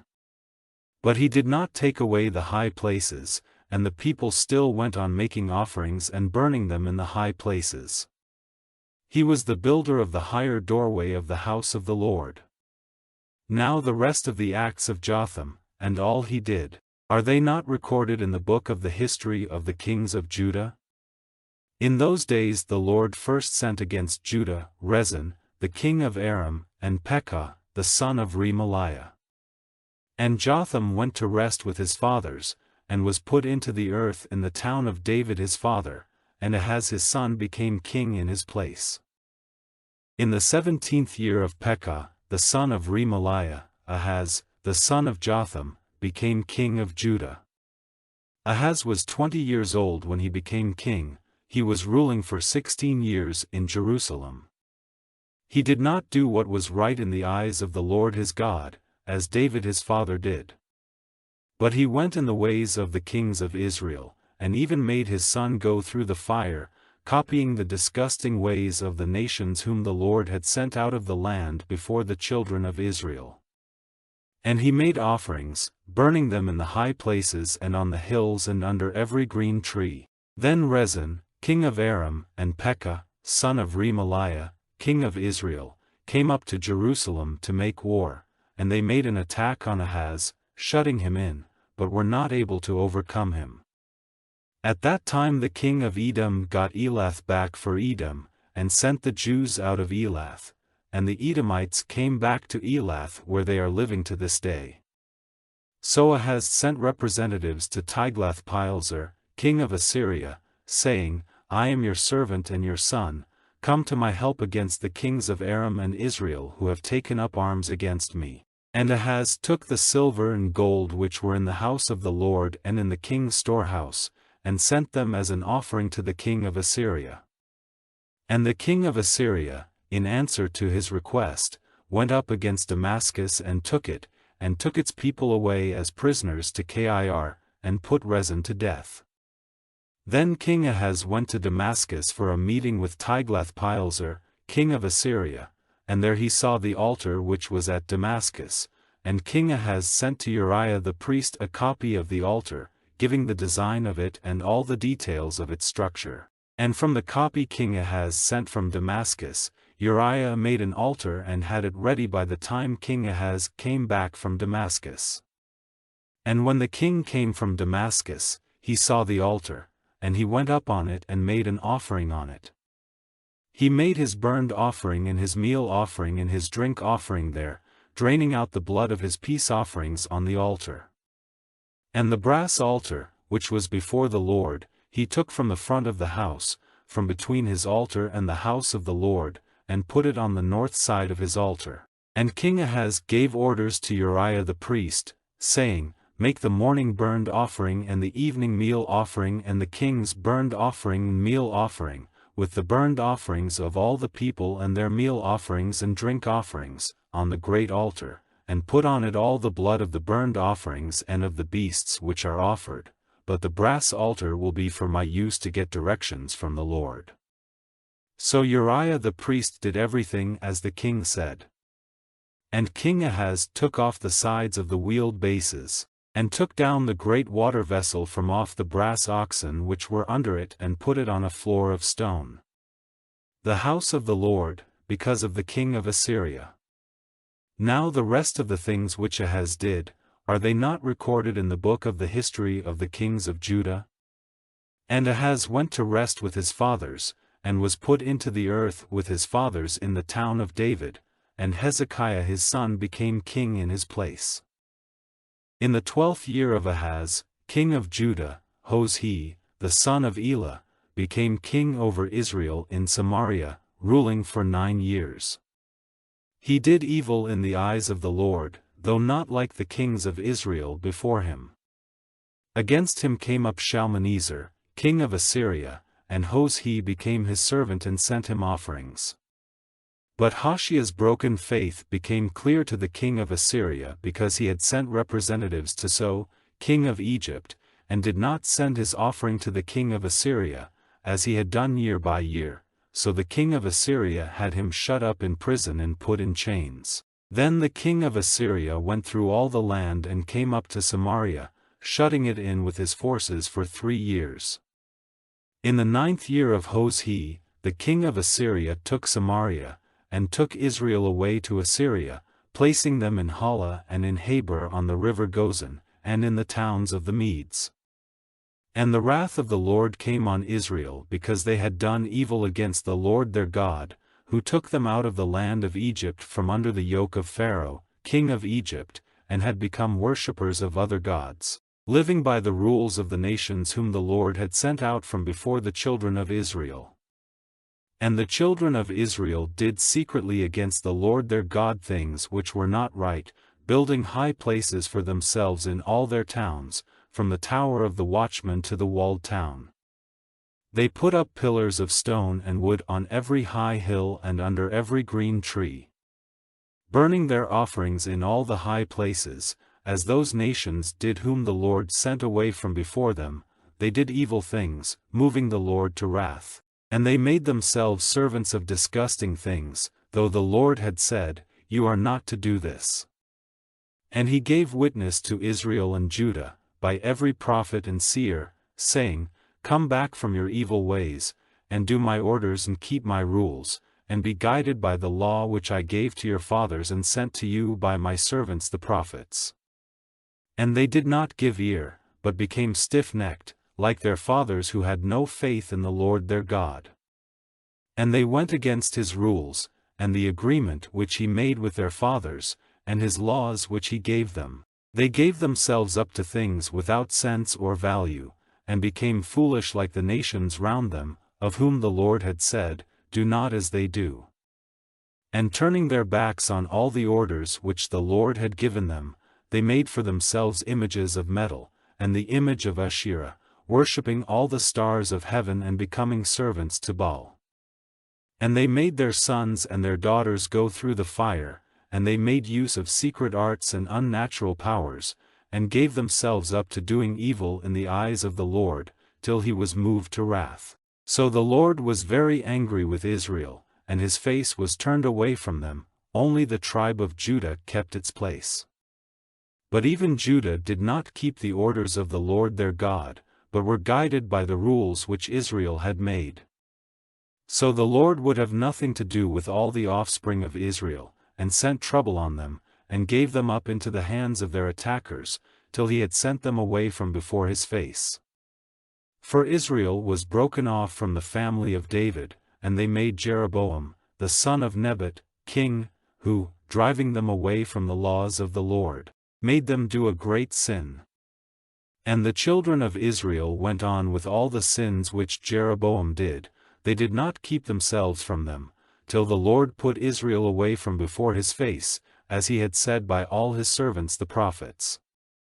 So Israel was taken away from their land to Assyria, to this day. Then the king of Assyria took men from Babylon and from Cutha and Ava and Hamath and Sepharvaim, and put them in the towns of Samaria in place of the children of Israel, so they got Samaria for their heritage, living in its towns. Now when first they were living there they did not give worship to the Lord. So the Lord sent lions among them, causing the death of some of them. So they said to the king of Assyria, the nations whom you have taken as prisoners and put in the towns of Samaria, have no knowledge of the way of the God of the land, so he has sent lions among them, causing their death, because they have no knowledge of his way. Then the king of Assyria gave orders, saying, Send there one of the priests whom you took away, and let him be living there and teaching the people the way of the God of the land. So one of the priests whom they had taken away as a prisoner from Samaria came back, and, living in Bethel, became their teacher in the worship of the Lord.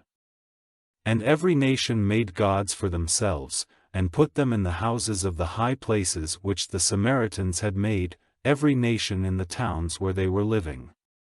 The men of Babylon made Sukkot-Benoth, and the men of Cuth made Nergal, and the men of Hamath made Ashima, the Avites made Nibaz and Tartak, and the Sepharvites gave their children to be burned in the fire to Adramelech and Anamelech, the gods of Sepharvaim. So they went on worshipping the Lord, and made for themselves, from among all the people, priests for the high places, to make offerings for them in the houses of the high places. They gave worship to the Lord, but they gave honor to their gods like the nations did from whom they had been taken as prisoners. So to this day they go on in their old ways, not worshipping the Lord or keeping his orders or his ways or the law and the rule which the Lord gave to the children of Jacob, to whom he gave the name Israel, and the Lord made an agreement with them and gave them orders, saying, You are to have no other gods, you are not to give worship to them or be their servants or make them offerings. But the Lord, who took you out of the land of Egypt with his great power and his outstretched arm, he is your God, to whom you are to give worship and make offerings. And the rules and the orders and the law which he put in writing for you, you are to keep and do forever, you are to have no other gods.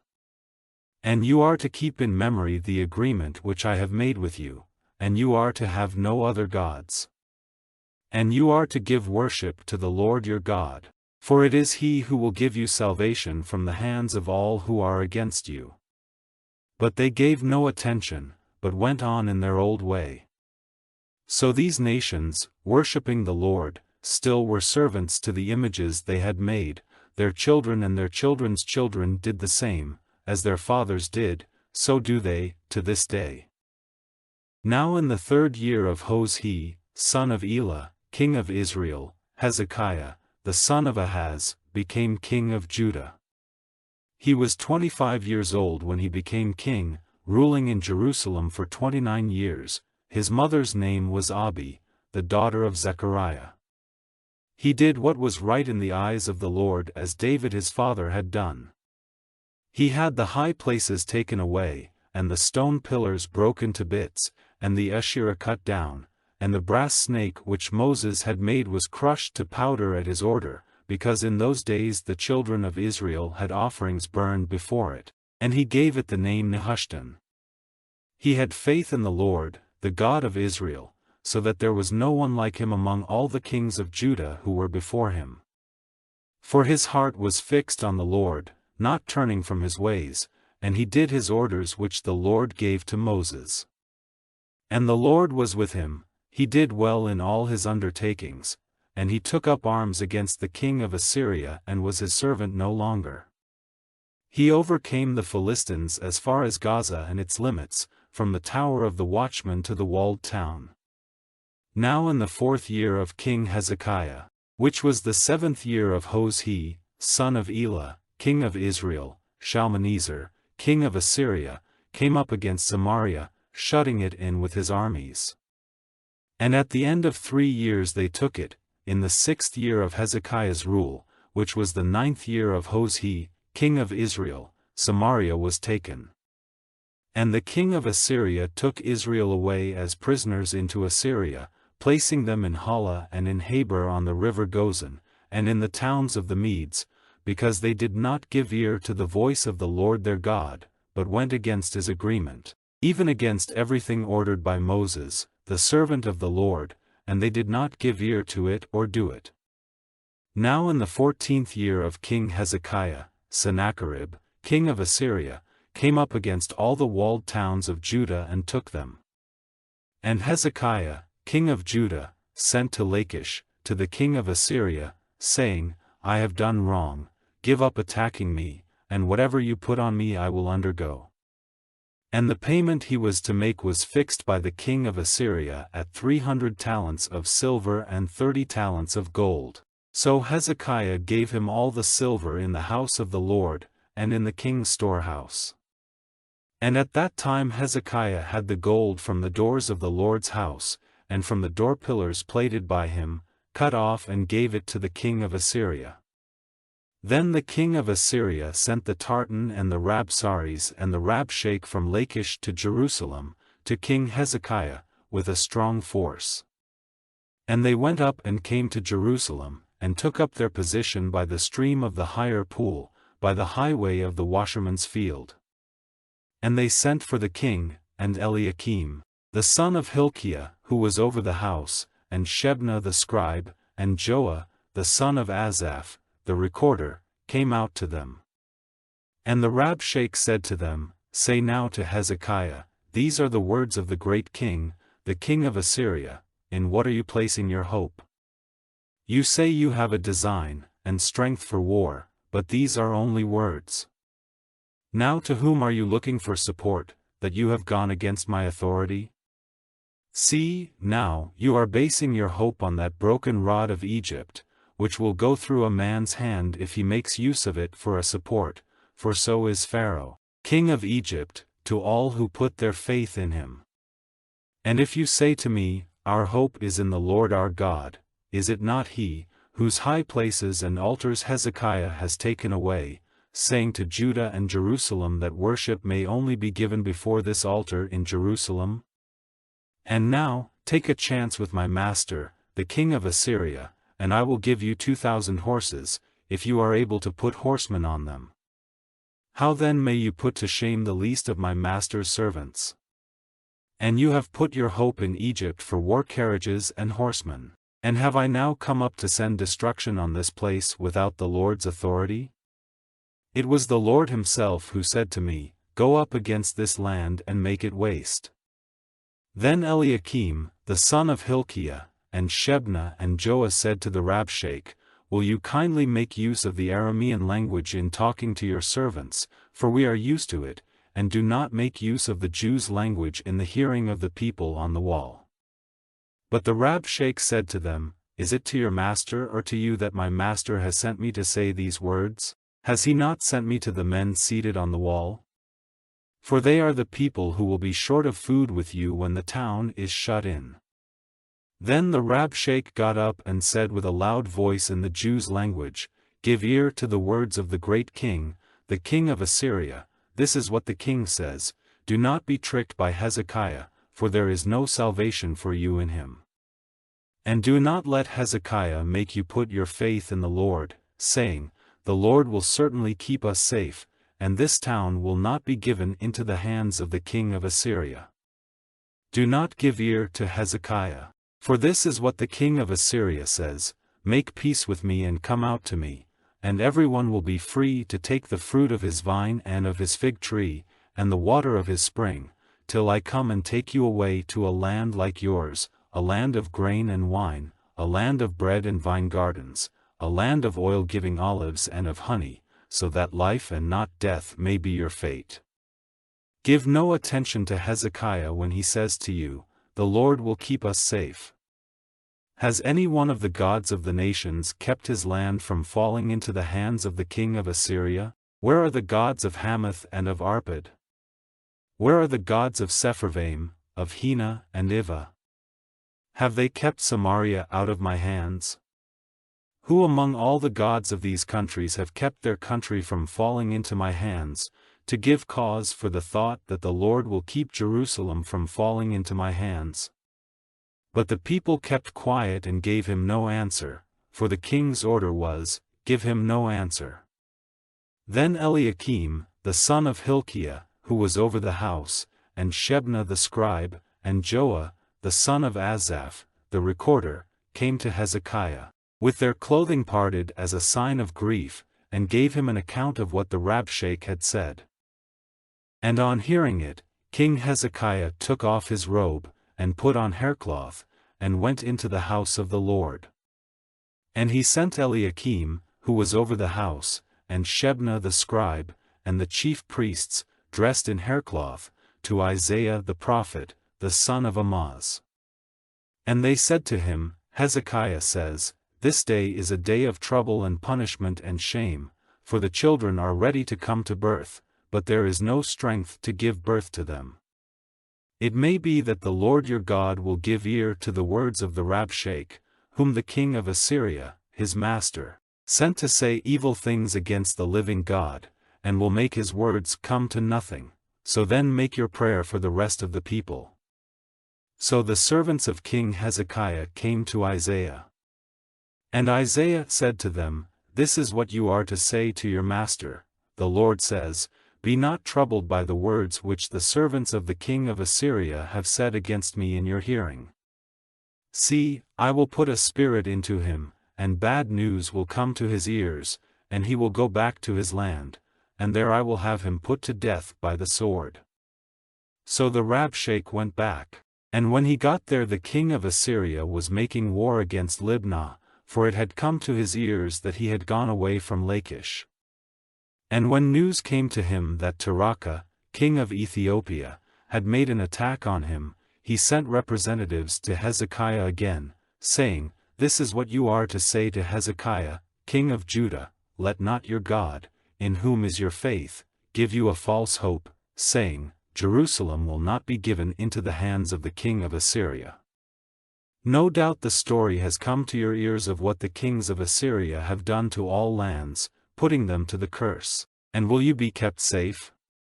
Did the gods of the nations keep safe those on whom my fathers sent destruction, Gozan and Haran and Rezeph and the children of Eden who were in Telassar? Where is the king of Hamath, and the king of Arpad, and the king of the town of Sepharvaim, of Hena and of Ivah?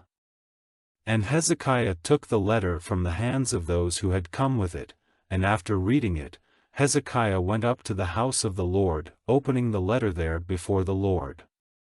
And Hezekiah made his prayer to the Lord, saying, O Lord, the God of Israel, seated between the winged ones, you only are the God of all the kingdoms of the earth, you have made heaven and earth. Let your ear be turned to us, O Lord, and let your eyes be open, O Lord, and see, take note of all the words of Sennacherib who has sent men to say evil against the living God. Truly, O Lord, the kings of Assyria have made waste the nations and their lands, and have given their gods to the fire, for they were no gods, but wood and stone, the work of men's hands, so they have given them to destruction.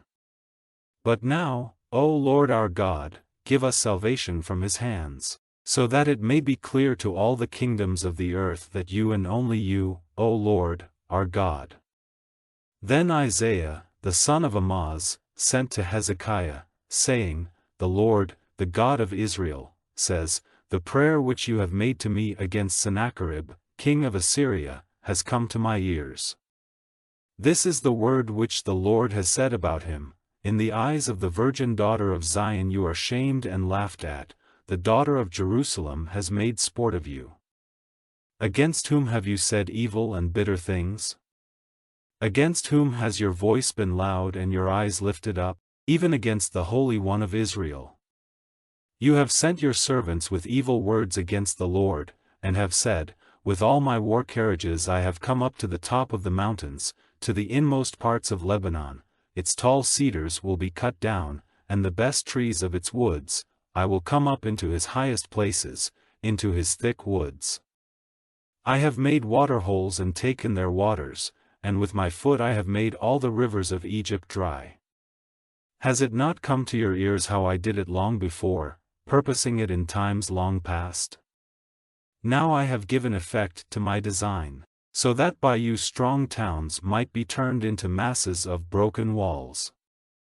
This is why their townsmen had no power, they were broken and put to shame, they were like the grass of the field and the green plant, like grass on the housetops. But I have knowledge of your getting up and your resting, of your going out and your coming in.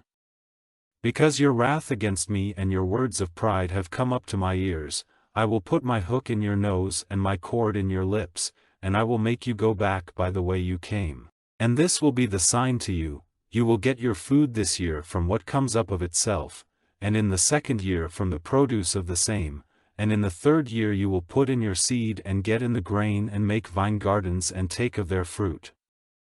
And those of Judah who are still living will again take root in the earth and give fruit. For from Jerusalem those who have been kept safe will go out, and those who are still living will go out of Mount Zion. By the fixed purpose of the Lord of armies this will be done. For this cause the Lord says about the king of Assyria, he will not come into this town, or send an arrow against it, he will not come before it with arms, or put up an earthwork against it, by the way he came he will go back, and he will not get into this town, says the Lord. For I will keep this town safe, for my honor, and for the honor of my servant David. And that night the angel of the Lord went out and put to death in the army of the Assyrians 185,000 men, and when the people got up early in the morning, there was nothing to be seen but dead bodies. So Sennacherib, king of Assyria, went back to his place at Nineveh.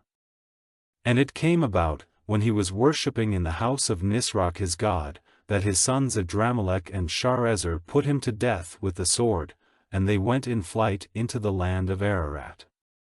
And Esarhaddon his son became king in his place. In those days Hezekiah was ill and near death.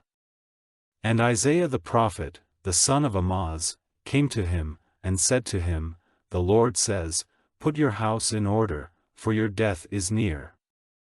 Then, turning his face to the wall, he made his prayer to the Lord, saying, O Lord, keep in mind how I have been true to you with all my heart, and have done what is good in your eyes. And Hezekiah gave way to bitter weeping. Now before Isaiah had gone out of the middle of the town, the word of the Lord came to him, saying, Go back and say to Hezekiah, the ruler of my people, the Lord, the God of David your father, says, Your prayer has come to my ears, and I have seen your weeping. See, I will make you well, on the third day you will go up to the house of the Lord. I will give you 15 more years of life, and I will keep you and this town safe from the hands of the king of Assyria. I will keep this town safe, for my honor, and for the honor of my servant David. Then Isaiah said, Take a cake of figs. So they took it and put it on his wound, and he got better. And Hezekiah said to Isaiah, What is to be the sign that the Lord will make me well, and that I will go up to the house of the Lord on the third day? And Isaiah said, This is the sign the Lord will give you, that he will do what he has said. Will the shade go forward 10 degrees or back? And Hezekiah said in answer, It is a simple thing for the shade to go forward, but let it go back 10 degrees. Then Isaiah the prophet made prayer to the Lord, and he made the shade go back 10 degrees from its position on the steps of Ahaz. At that time, Merodach-Baladan, the son of Baladan, king of Babylon, sent letters with an offering to Hezekiah, because he had news that Hezekiah had been ill. And Hezekiah was glad at their coming and let them see all his store of wealth, the silver and the gold and the spices and the oil of great price, and the house of his arms, and everything there was in his stores. There was nothing in all his house or his kingdom which Hezekiah did not let them see.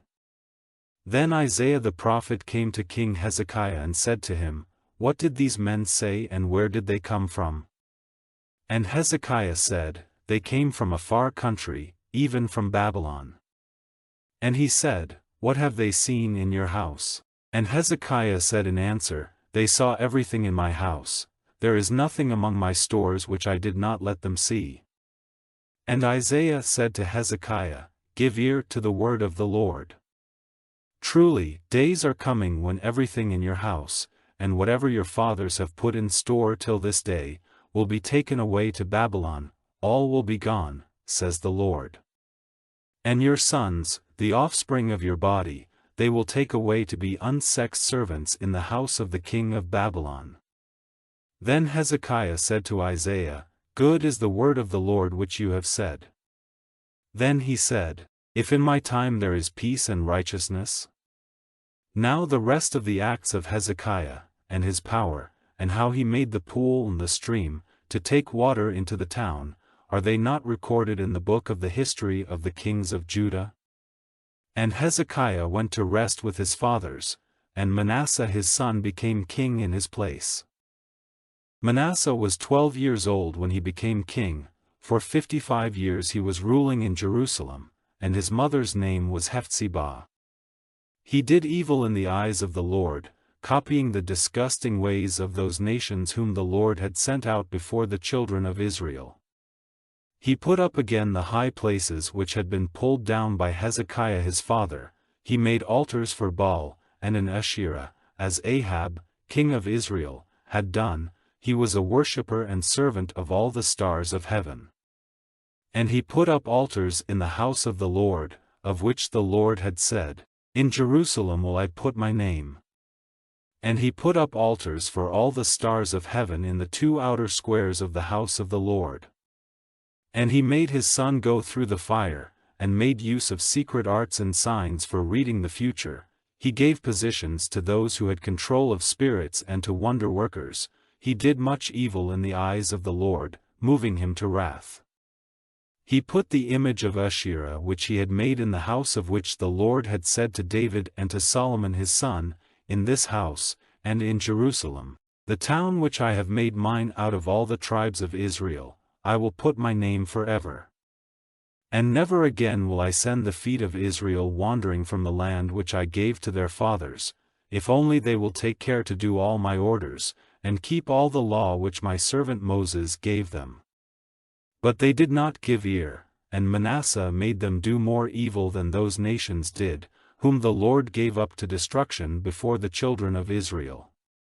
And the Lord said, by his servants the prophets, because Manasseh, king of Judah, has done these disgusting things, doing more evil than all the Amorites before him, and making Judah do evil with his false gods, for this cause, says the Lord, the God of Israel, I will send such evil on Jerusalem and Judah that the ears of all to whom the news comes will be burning. And over Jerusalem will be stretched the line of Samaria and the weight of Ahab. Jerusalem will be washed clean as a plate is washed, and turned over on its face. And I will put away from me the rest of my heritage, and give them up into the hands of their haters, who will take their property and their goods for themselves, because they have done evil in my eyes, moving me to wrath, from the day when their fathers came out of Egypt till this day. More than this, Manasseh took the lives of upright men, till Jerusalem from one end to the other was full of blood, in addition to his sin in making Judah do evil in the eyes of the Lord. Now the rest of the acts of Manasseh, and all he did, and his sins, are they not recorded in the book of the history of the kings of Judah? So Manasseh went to rest with his fathers, and was put into the earth in the garden of his house, in the garden of Uzzah, and Amon his son became king in his place. Amon was 22 years old when he became king, ruling in Jerusalem for 2 years. His mother's name was Meshullemeth, the daughter of Haruz of Jotbah. He did evil in the eyes of the Lord, as Manasseh his father had done. He went in all the ways of his father, being a servant and worshipper of the false gods to which his father had been a servant, turning away from the Lord, the God of his fathers, and not walking in his ways.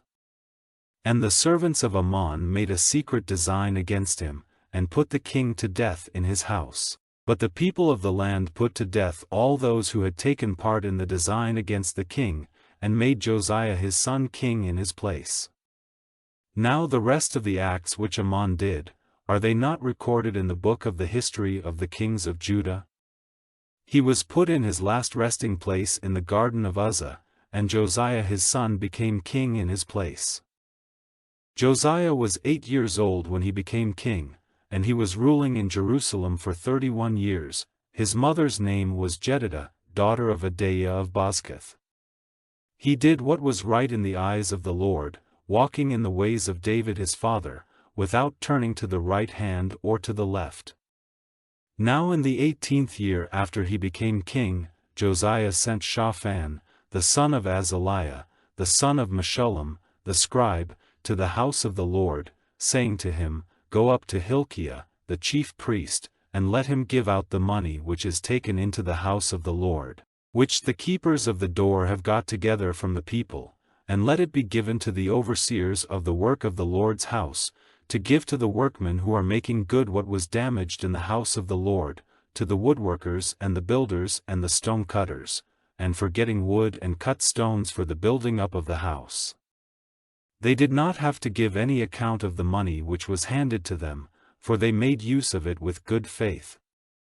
Then Hilkiah, the chief priest, said to Shaphan the scribe, I have made discovery of the book of the law in the house of the Lord.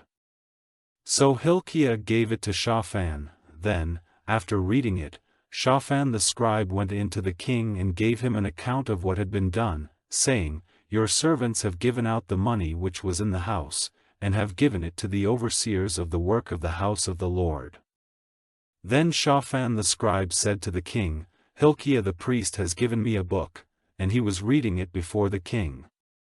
And the king, hearing the words of the book of the law, took his robe in his hands, violently parting it as a sign of his grief, and he gave orders to Hilkiah the priest, and Ahikam, the son of Shaphan, and Achbor, the son of Micaiah, and Shaphan the scribe, and Asaiah the king's servant, saying, Go and get directions from the Lord for me and for the people and for all Judah, about the words of this book which has come to light, for great is the wrath of the Lord which is burning against us, because our fathers have not given ear to the words of this book, to do all the things which are recorded in it.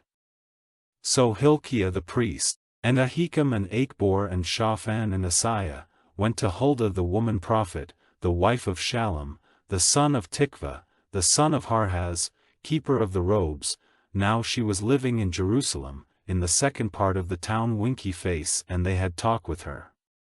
And she said to them, The Lord, the God of Israel, says, Say to the man who sent you to me, These are the words of the Lord, See, I will send evil on this place and on its people, even everything which the king of Judah has been reading in the book, because they have given me up, burning offerings to other gods and moving me to wrath by all the work of their hands, so my wrath will be on fire against this place, and will not be put out.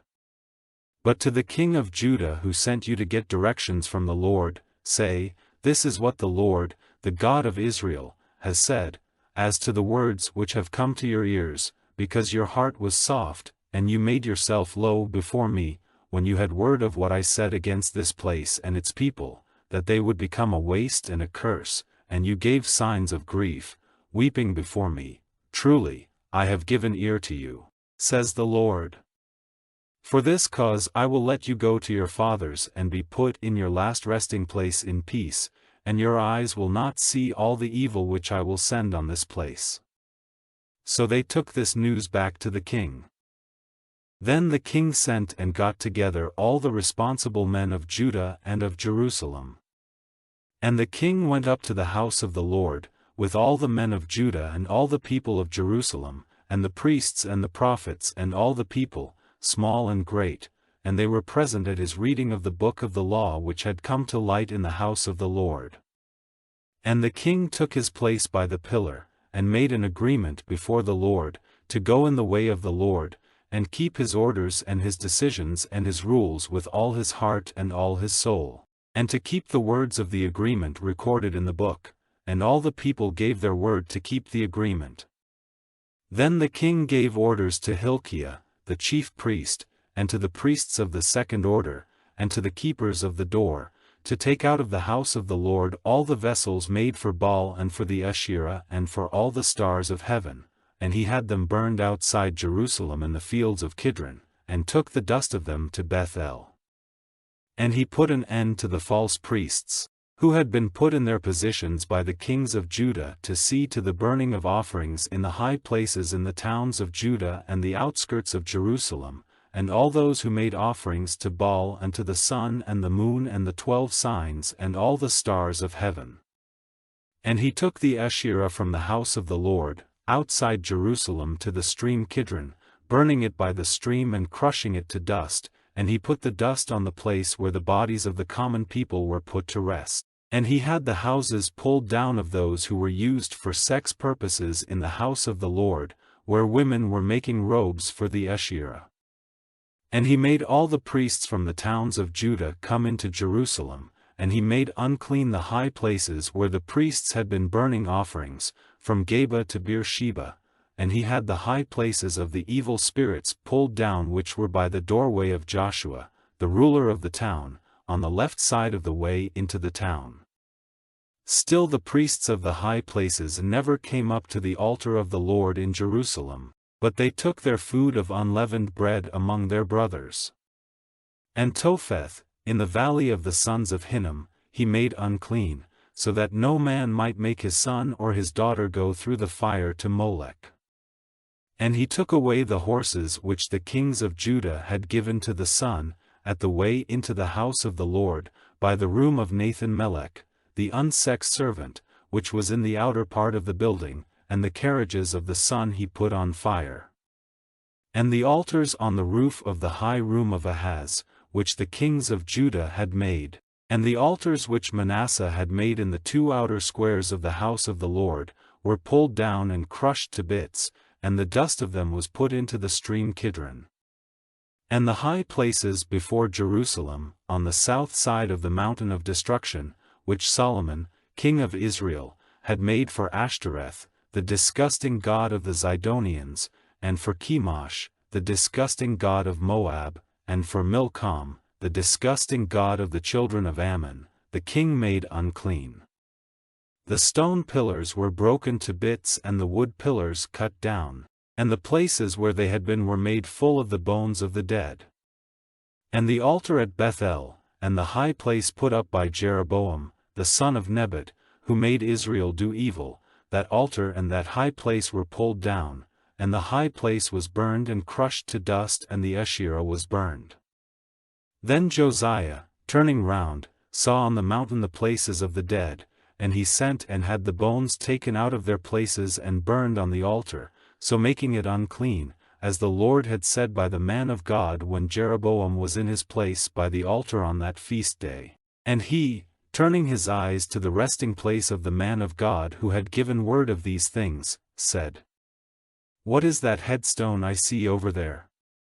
And the men of the town said to him, "It is the resting place of the man of God who came from Judah and gave word of all these things which you have done to the altar of Bethel." So he said, "Let him be, let not his bones be moved."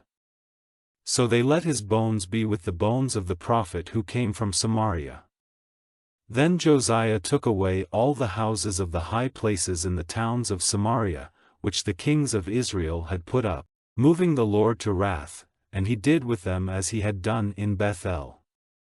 And all the priests of the high places there he put to death on the altars, burning the bones of the dead on them, and then he went back to Jerusalem. And the king gave orders to all the people, saying, "Keep the Passover to the Lord your God, as it says in this book of the law." Truly, such a Passover had not been kept in all the days of the judges of Israel or of the kings of Israel or the kings of Judah. In the 18th year of the rule of King Josiah this Passover was kept to the Lord in Jerusalem. And all those who had control of spirits, and the wonder-workers, and the images, and the false gods, and all the disgusting things which were seen in the land of Judah and in Jerusalem, Josiah put away, so that he might give effect to the words of the agreement recorded in the book which Hilkiah the priest made discovery of in the house of the Lord. Never before had there been a king like him, turning to the Lord with all his heart and with all his soul and with all his power, as the law of Moses says, and after him there was no king like him. But still the heat of the Lord's wrath was not turned back from Judah, because of all Manasseh had done in moving him to wrath. And the Lord said, I will send Judah away from before my face, as I have sent Israel. I will have nothing more to do with this town, which I had made mine, even Jerusalem, and the holy house of which I said, My name will be there. Now the rest of the acts of Josiah, and all he did, are they not recorded in the book of the history of the kings of Judah? In his days, Pharaoh Necho, king of Egypt, sent his armies against the king of Assyria to the river Euphrates, and King Josiah went out against him, and he put him to death at Megiddo, when he had seen him. And his servants took his body in a carriage from Megiddo to Jerusalem, and put him into the earth there. And the people of the land took Jehoahaz, the son of Josiah, and put the holy oil on him and made him king in place of his father. Jehoahaz was 23 years old when he became king, ruling in Jerusalem for 3 months. His mother's name was Hamutal, the daughter of Jeremiah of Libnah. He did evil in the eyes of the Lord, as his fathers had done.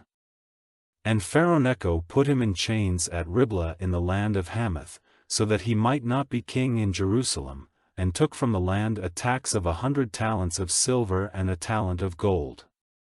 Then Pharaoh Necho made Eliakim, the son of Josiah, king in place of Josiah his father, changing his name to Jehoiakim, but Jehoahaz he took away to Egypt, where he was till his death. And Jehoiakim gave the silver and gold to Pharaoh, taxing the land by his orders to get the money. The people of the land had to give silver and gold, everyone as he was taxed, to make the payment to Pharaoh Necho. Jehoiakim was 25 years old when he became king. He was ruling in Jerusalem for 11 years. His mother's name was Zebidah, the daughter of Pedaiah of Rumah. He did evil in the eyes of the Lord as his fathers had done. In his days, Nebuchadnezzar, king of Babylon, came up, and Jehoiakim was his servant for 3 years. Then he took up arms against him. And the Lord sent against him bands of the Chaldeans and of the Edomites and of the Moabites and of the children of Ammon, sending them against Judah for its destruction, as he had said by his servants the prophets. Only by the word of the Lord did this fate come on Judah, to take them away from before his face, because of the sins of Manasseh and all the evil he did, and because of the death of those who had done no wrong. For he made Jerusalem full of the blood of the upright, and the Lord had no forgiveness for it. Now the rest of the acts of Jehoiakim, and all he did, are they not recorded in the book of the history of the kings of Judah? So Jehoiakim went to rest with his fathers, and Jehoiakim his son became king in his place. And the king of Egypt did not come out of his land again, for the king of Babylon had taken all his country, from the stream of Egypt to the river Euphrates. Jehoiakim was 18 years old when he became king. He was ruling in Jerusalem for 3 months, and his mother's name was Nehushta, the daughter of Elnathan of Jerusalem. He did evil in the eyes of the Lord, as his father had done. At that time the armies of Nebuchadnezzar came up to Jerusalem, and the town was shut in on every side. And Nebuchadnezzar, king of Babylon, came there, while his servants were shutting in the town. Then Jehoiakim, king of Judah, went out to the king of Babylon, with his mother and his servants and his chiefs and his unsexed servants, and in the 8th year of his rule the king of Babylon took him. And he took away all the stored wealth of the Lord's house, and the goods from the king's storehouse, cutting up all the gold vessels which Solomon, king of Israel, had made in the house of the Lord, as the Lord had said. And he took away all the people of Jerusalem and all the chiefs and all the men of war, 10,000 prisoners, and all the expert workmen and the metal workers, only the poorest sort of the people of the land were not taken away. He took Jehoiakin a prisoner to Babylon, with his mother and his wives and his unsexed servants and the great men of the land. He took them all as prisoners from Jerusalem to Babylon. And all the men of war, 7,000 of them, and 1,000 expert workmen and metal workers, all of them strong and able to take up arms, the king of Babylon took away as prisoners into Babylon. And the king of Babylon made Mattaniah, his father's brother, king in place of Jehoiakin, changing his name to Zedekiah. Zedekiah was 21 years old when he became king, and he was king in Jerusalem for 11 years. His mother's name was Hamutal, daughter of Jeremiah of Libnah. He did evil in the eyes of the Lord, as Jehoiakim had done. And because of the wrath of the Lord, this came about in Jerusalem and Judah, till he had sent them all away from before him, and Zedekiah took up arms against the king of Babylon. Now in the 9th year of his rule, on the 10th day of the 10th month, Nebuchadnezzar, king of Babylon, came against Jerusalem with all his army and took up his position before it, building earthworks all round the town. And the town was shut in by their forces till the 11th year of King Zedekiah. Now on the 9th day of the 4th month, the store of food in the town was almost gone, so that there was no food for the people of the land. So an opening was made in the wall of the town, and all the men of war went in flight by night through the doorway between the two walls which was by the king's garden. Now the Chaldeans were stationed round the town, and the king went by the way of the Arabah. But the Chaldean army went after the king, and overtook him in the lowlands of Jericho, and all his army went in flight from him in every direction. And they made the king a prisoner and took him up to the king of Babylon at Riblah to be judged. And they put the sons of Zedekiah to death before his eyes, and then they put out his eyes, and chaining him with iron bands, took him to Babylon. Now in the 5th month, on the 7th day of the month, in the 19th year of Nebuchadnezzar, king of Babylon, Nebuzaradan, the captain of the armed men, a servant of the king of Babylon, came to Jerusalem, and he had the house of the Lord and the king's house and all the houses of Jerusalem, even every great house, burned with fire, and the walls round Jerusalem were broken down by the Chaldean army which was with the captain. And the rest of the people who were still in the town, and all those who had given themselves up to the king of Babylon, and all the rest of the workmen, Nebuzaradan, the captain of the armed men, took away as prisoners, but he let the poorest of the land go on living there, to take care of the vines and the fields. And the brass pillars in the house of the Lord, and the wheeled bases, and the great brass water vessel in the house of the Lord, were broken up by the Chaldeans, who took the brass to Babylon. And the pots and the spades and the scissors for the lights and the spoons, and all the brass vessels used in the Lord's house, they took away. And the fire trays and the basins, the gold of the gold vessels and the silver of the silver vessels, were all taken away by the captain of the armed men. The 2 pillars, the great water vessel and the wheeled bases, which Solomon had made for the house of the Lord, the brass of all these vessels was without weight. One of the pillars was 18 cubits high, with a crown of brass on it. The crown was 3 cubits high, circled with a network and apples all of brass, and the second pillar had the same. And the captain of the armed men took Sariah, the chief priest, and Zephaniah, the second priest, and the 3 doorkeepers, and from the town he took the unsexed servant who was over the men of war, and 5 of the king's near friends who were in the town, and the scribe of the captain of the army, who was responsible for getting the people of the land together in military order, and 60 men of the people of the land who were in the town. These Nebuzaradan, the captain of the armed men, took with him to the king of Babylon at Riblah. And the king of Babylon put them to death at Riblah in the land of Hamath. So Judah was taken away prisoner from his land. As for the people who were still living in the land of Judah, whom Nebuchadnezzar, king of Babylon, did not take away, he made Gedaliah, the son of Ahikam, the son of Shaphan, ruler over them. Now the captains of the armed forces, hearing that the king of Babylon had made Gedaliah ruler, came with their men to Gedaliah at Mizpah, Ishmael, the son of Nethaniah, and Johanan, the son of Kareah, and Sariah, the son of Tanhumeth the Netophathite, and Jazaniah, the son of the Maacathite, came with all their men. Then Gedaliah gave his oath to them and their men, saying, "Have no fear because of the servants of the Chaldeans, go on living in the land under the rule of the king of Babylon, and all will be well." But in the 7th month, Ishmael, the son of Nethaniah, the son of Elishama, of the king's seed, came with 10 men and made an attack on Gedaliah, causing his death and the death of the Jews and the Chaldeans who were with him at Mizpah. Then all the people, small and great, and the captains of the forces, got up and went away to Egypt, for fear of the Chaldeans. And in the 37th year after Jehoiachin, king of Judah, had been taken prisoner, in the 12th month, on the 27th day of the month, Evil-Merodach, king of Babylon, in the 1st year of his rule, took Jehoiachin, king of Judah, out of prison, and said kind words to him, and put his seat higher than the seats of the other kings who were with him in Babylon. And his prison clothing was changed, and he was a guest at the king's table every day for the rest of his life. And for his food, the king gave him a regular amount every day for the rest of his life.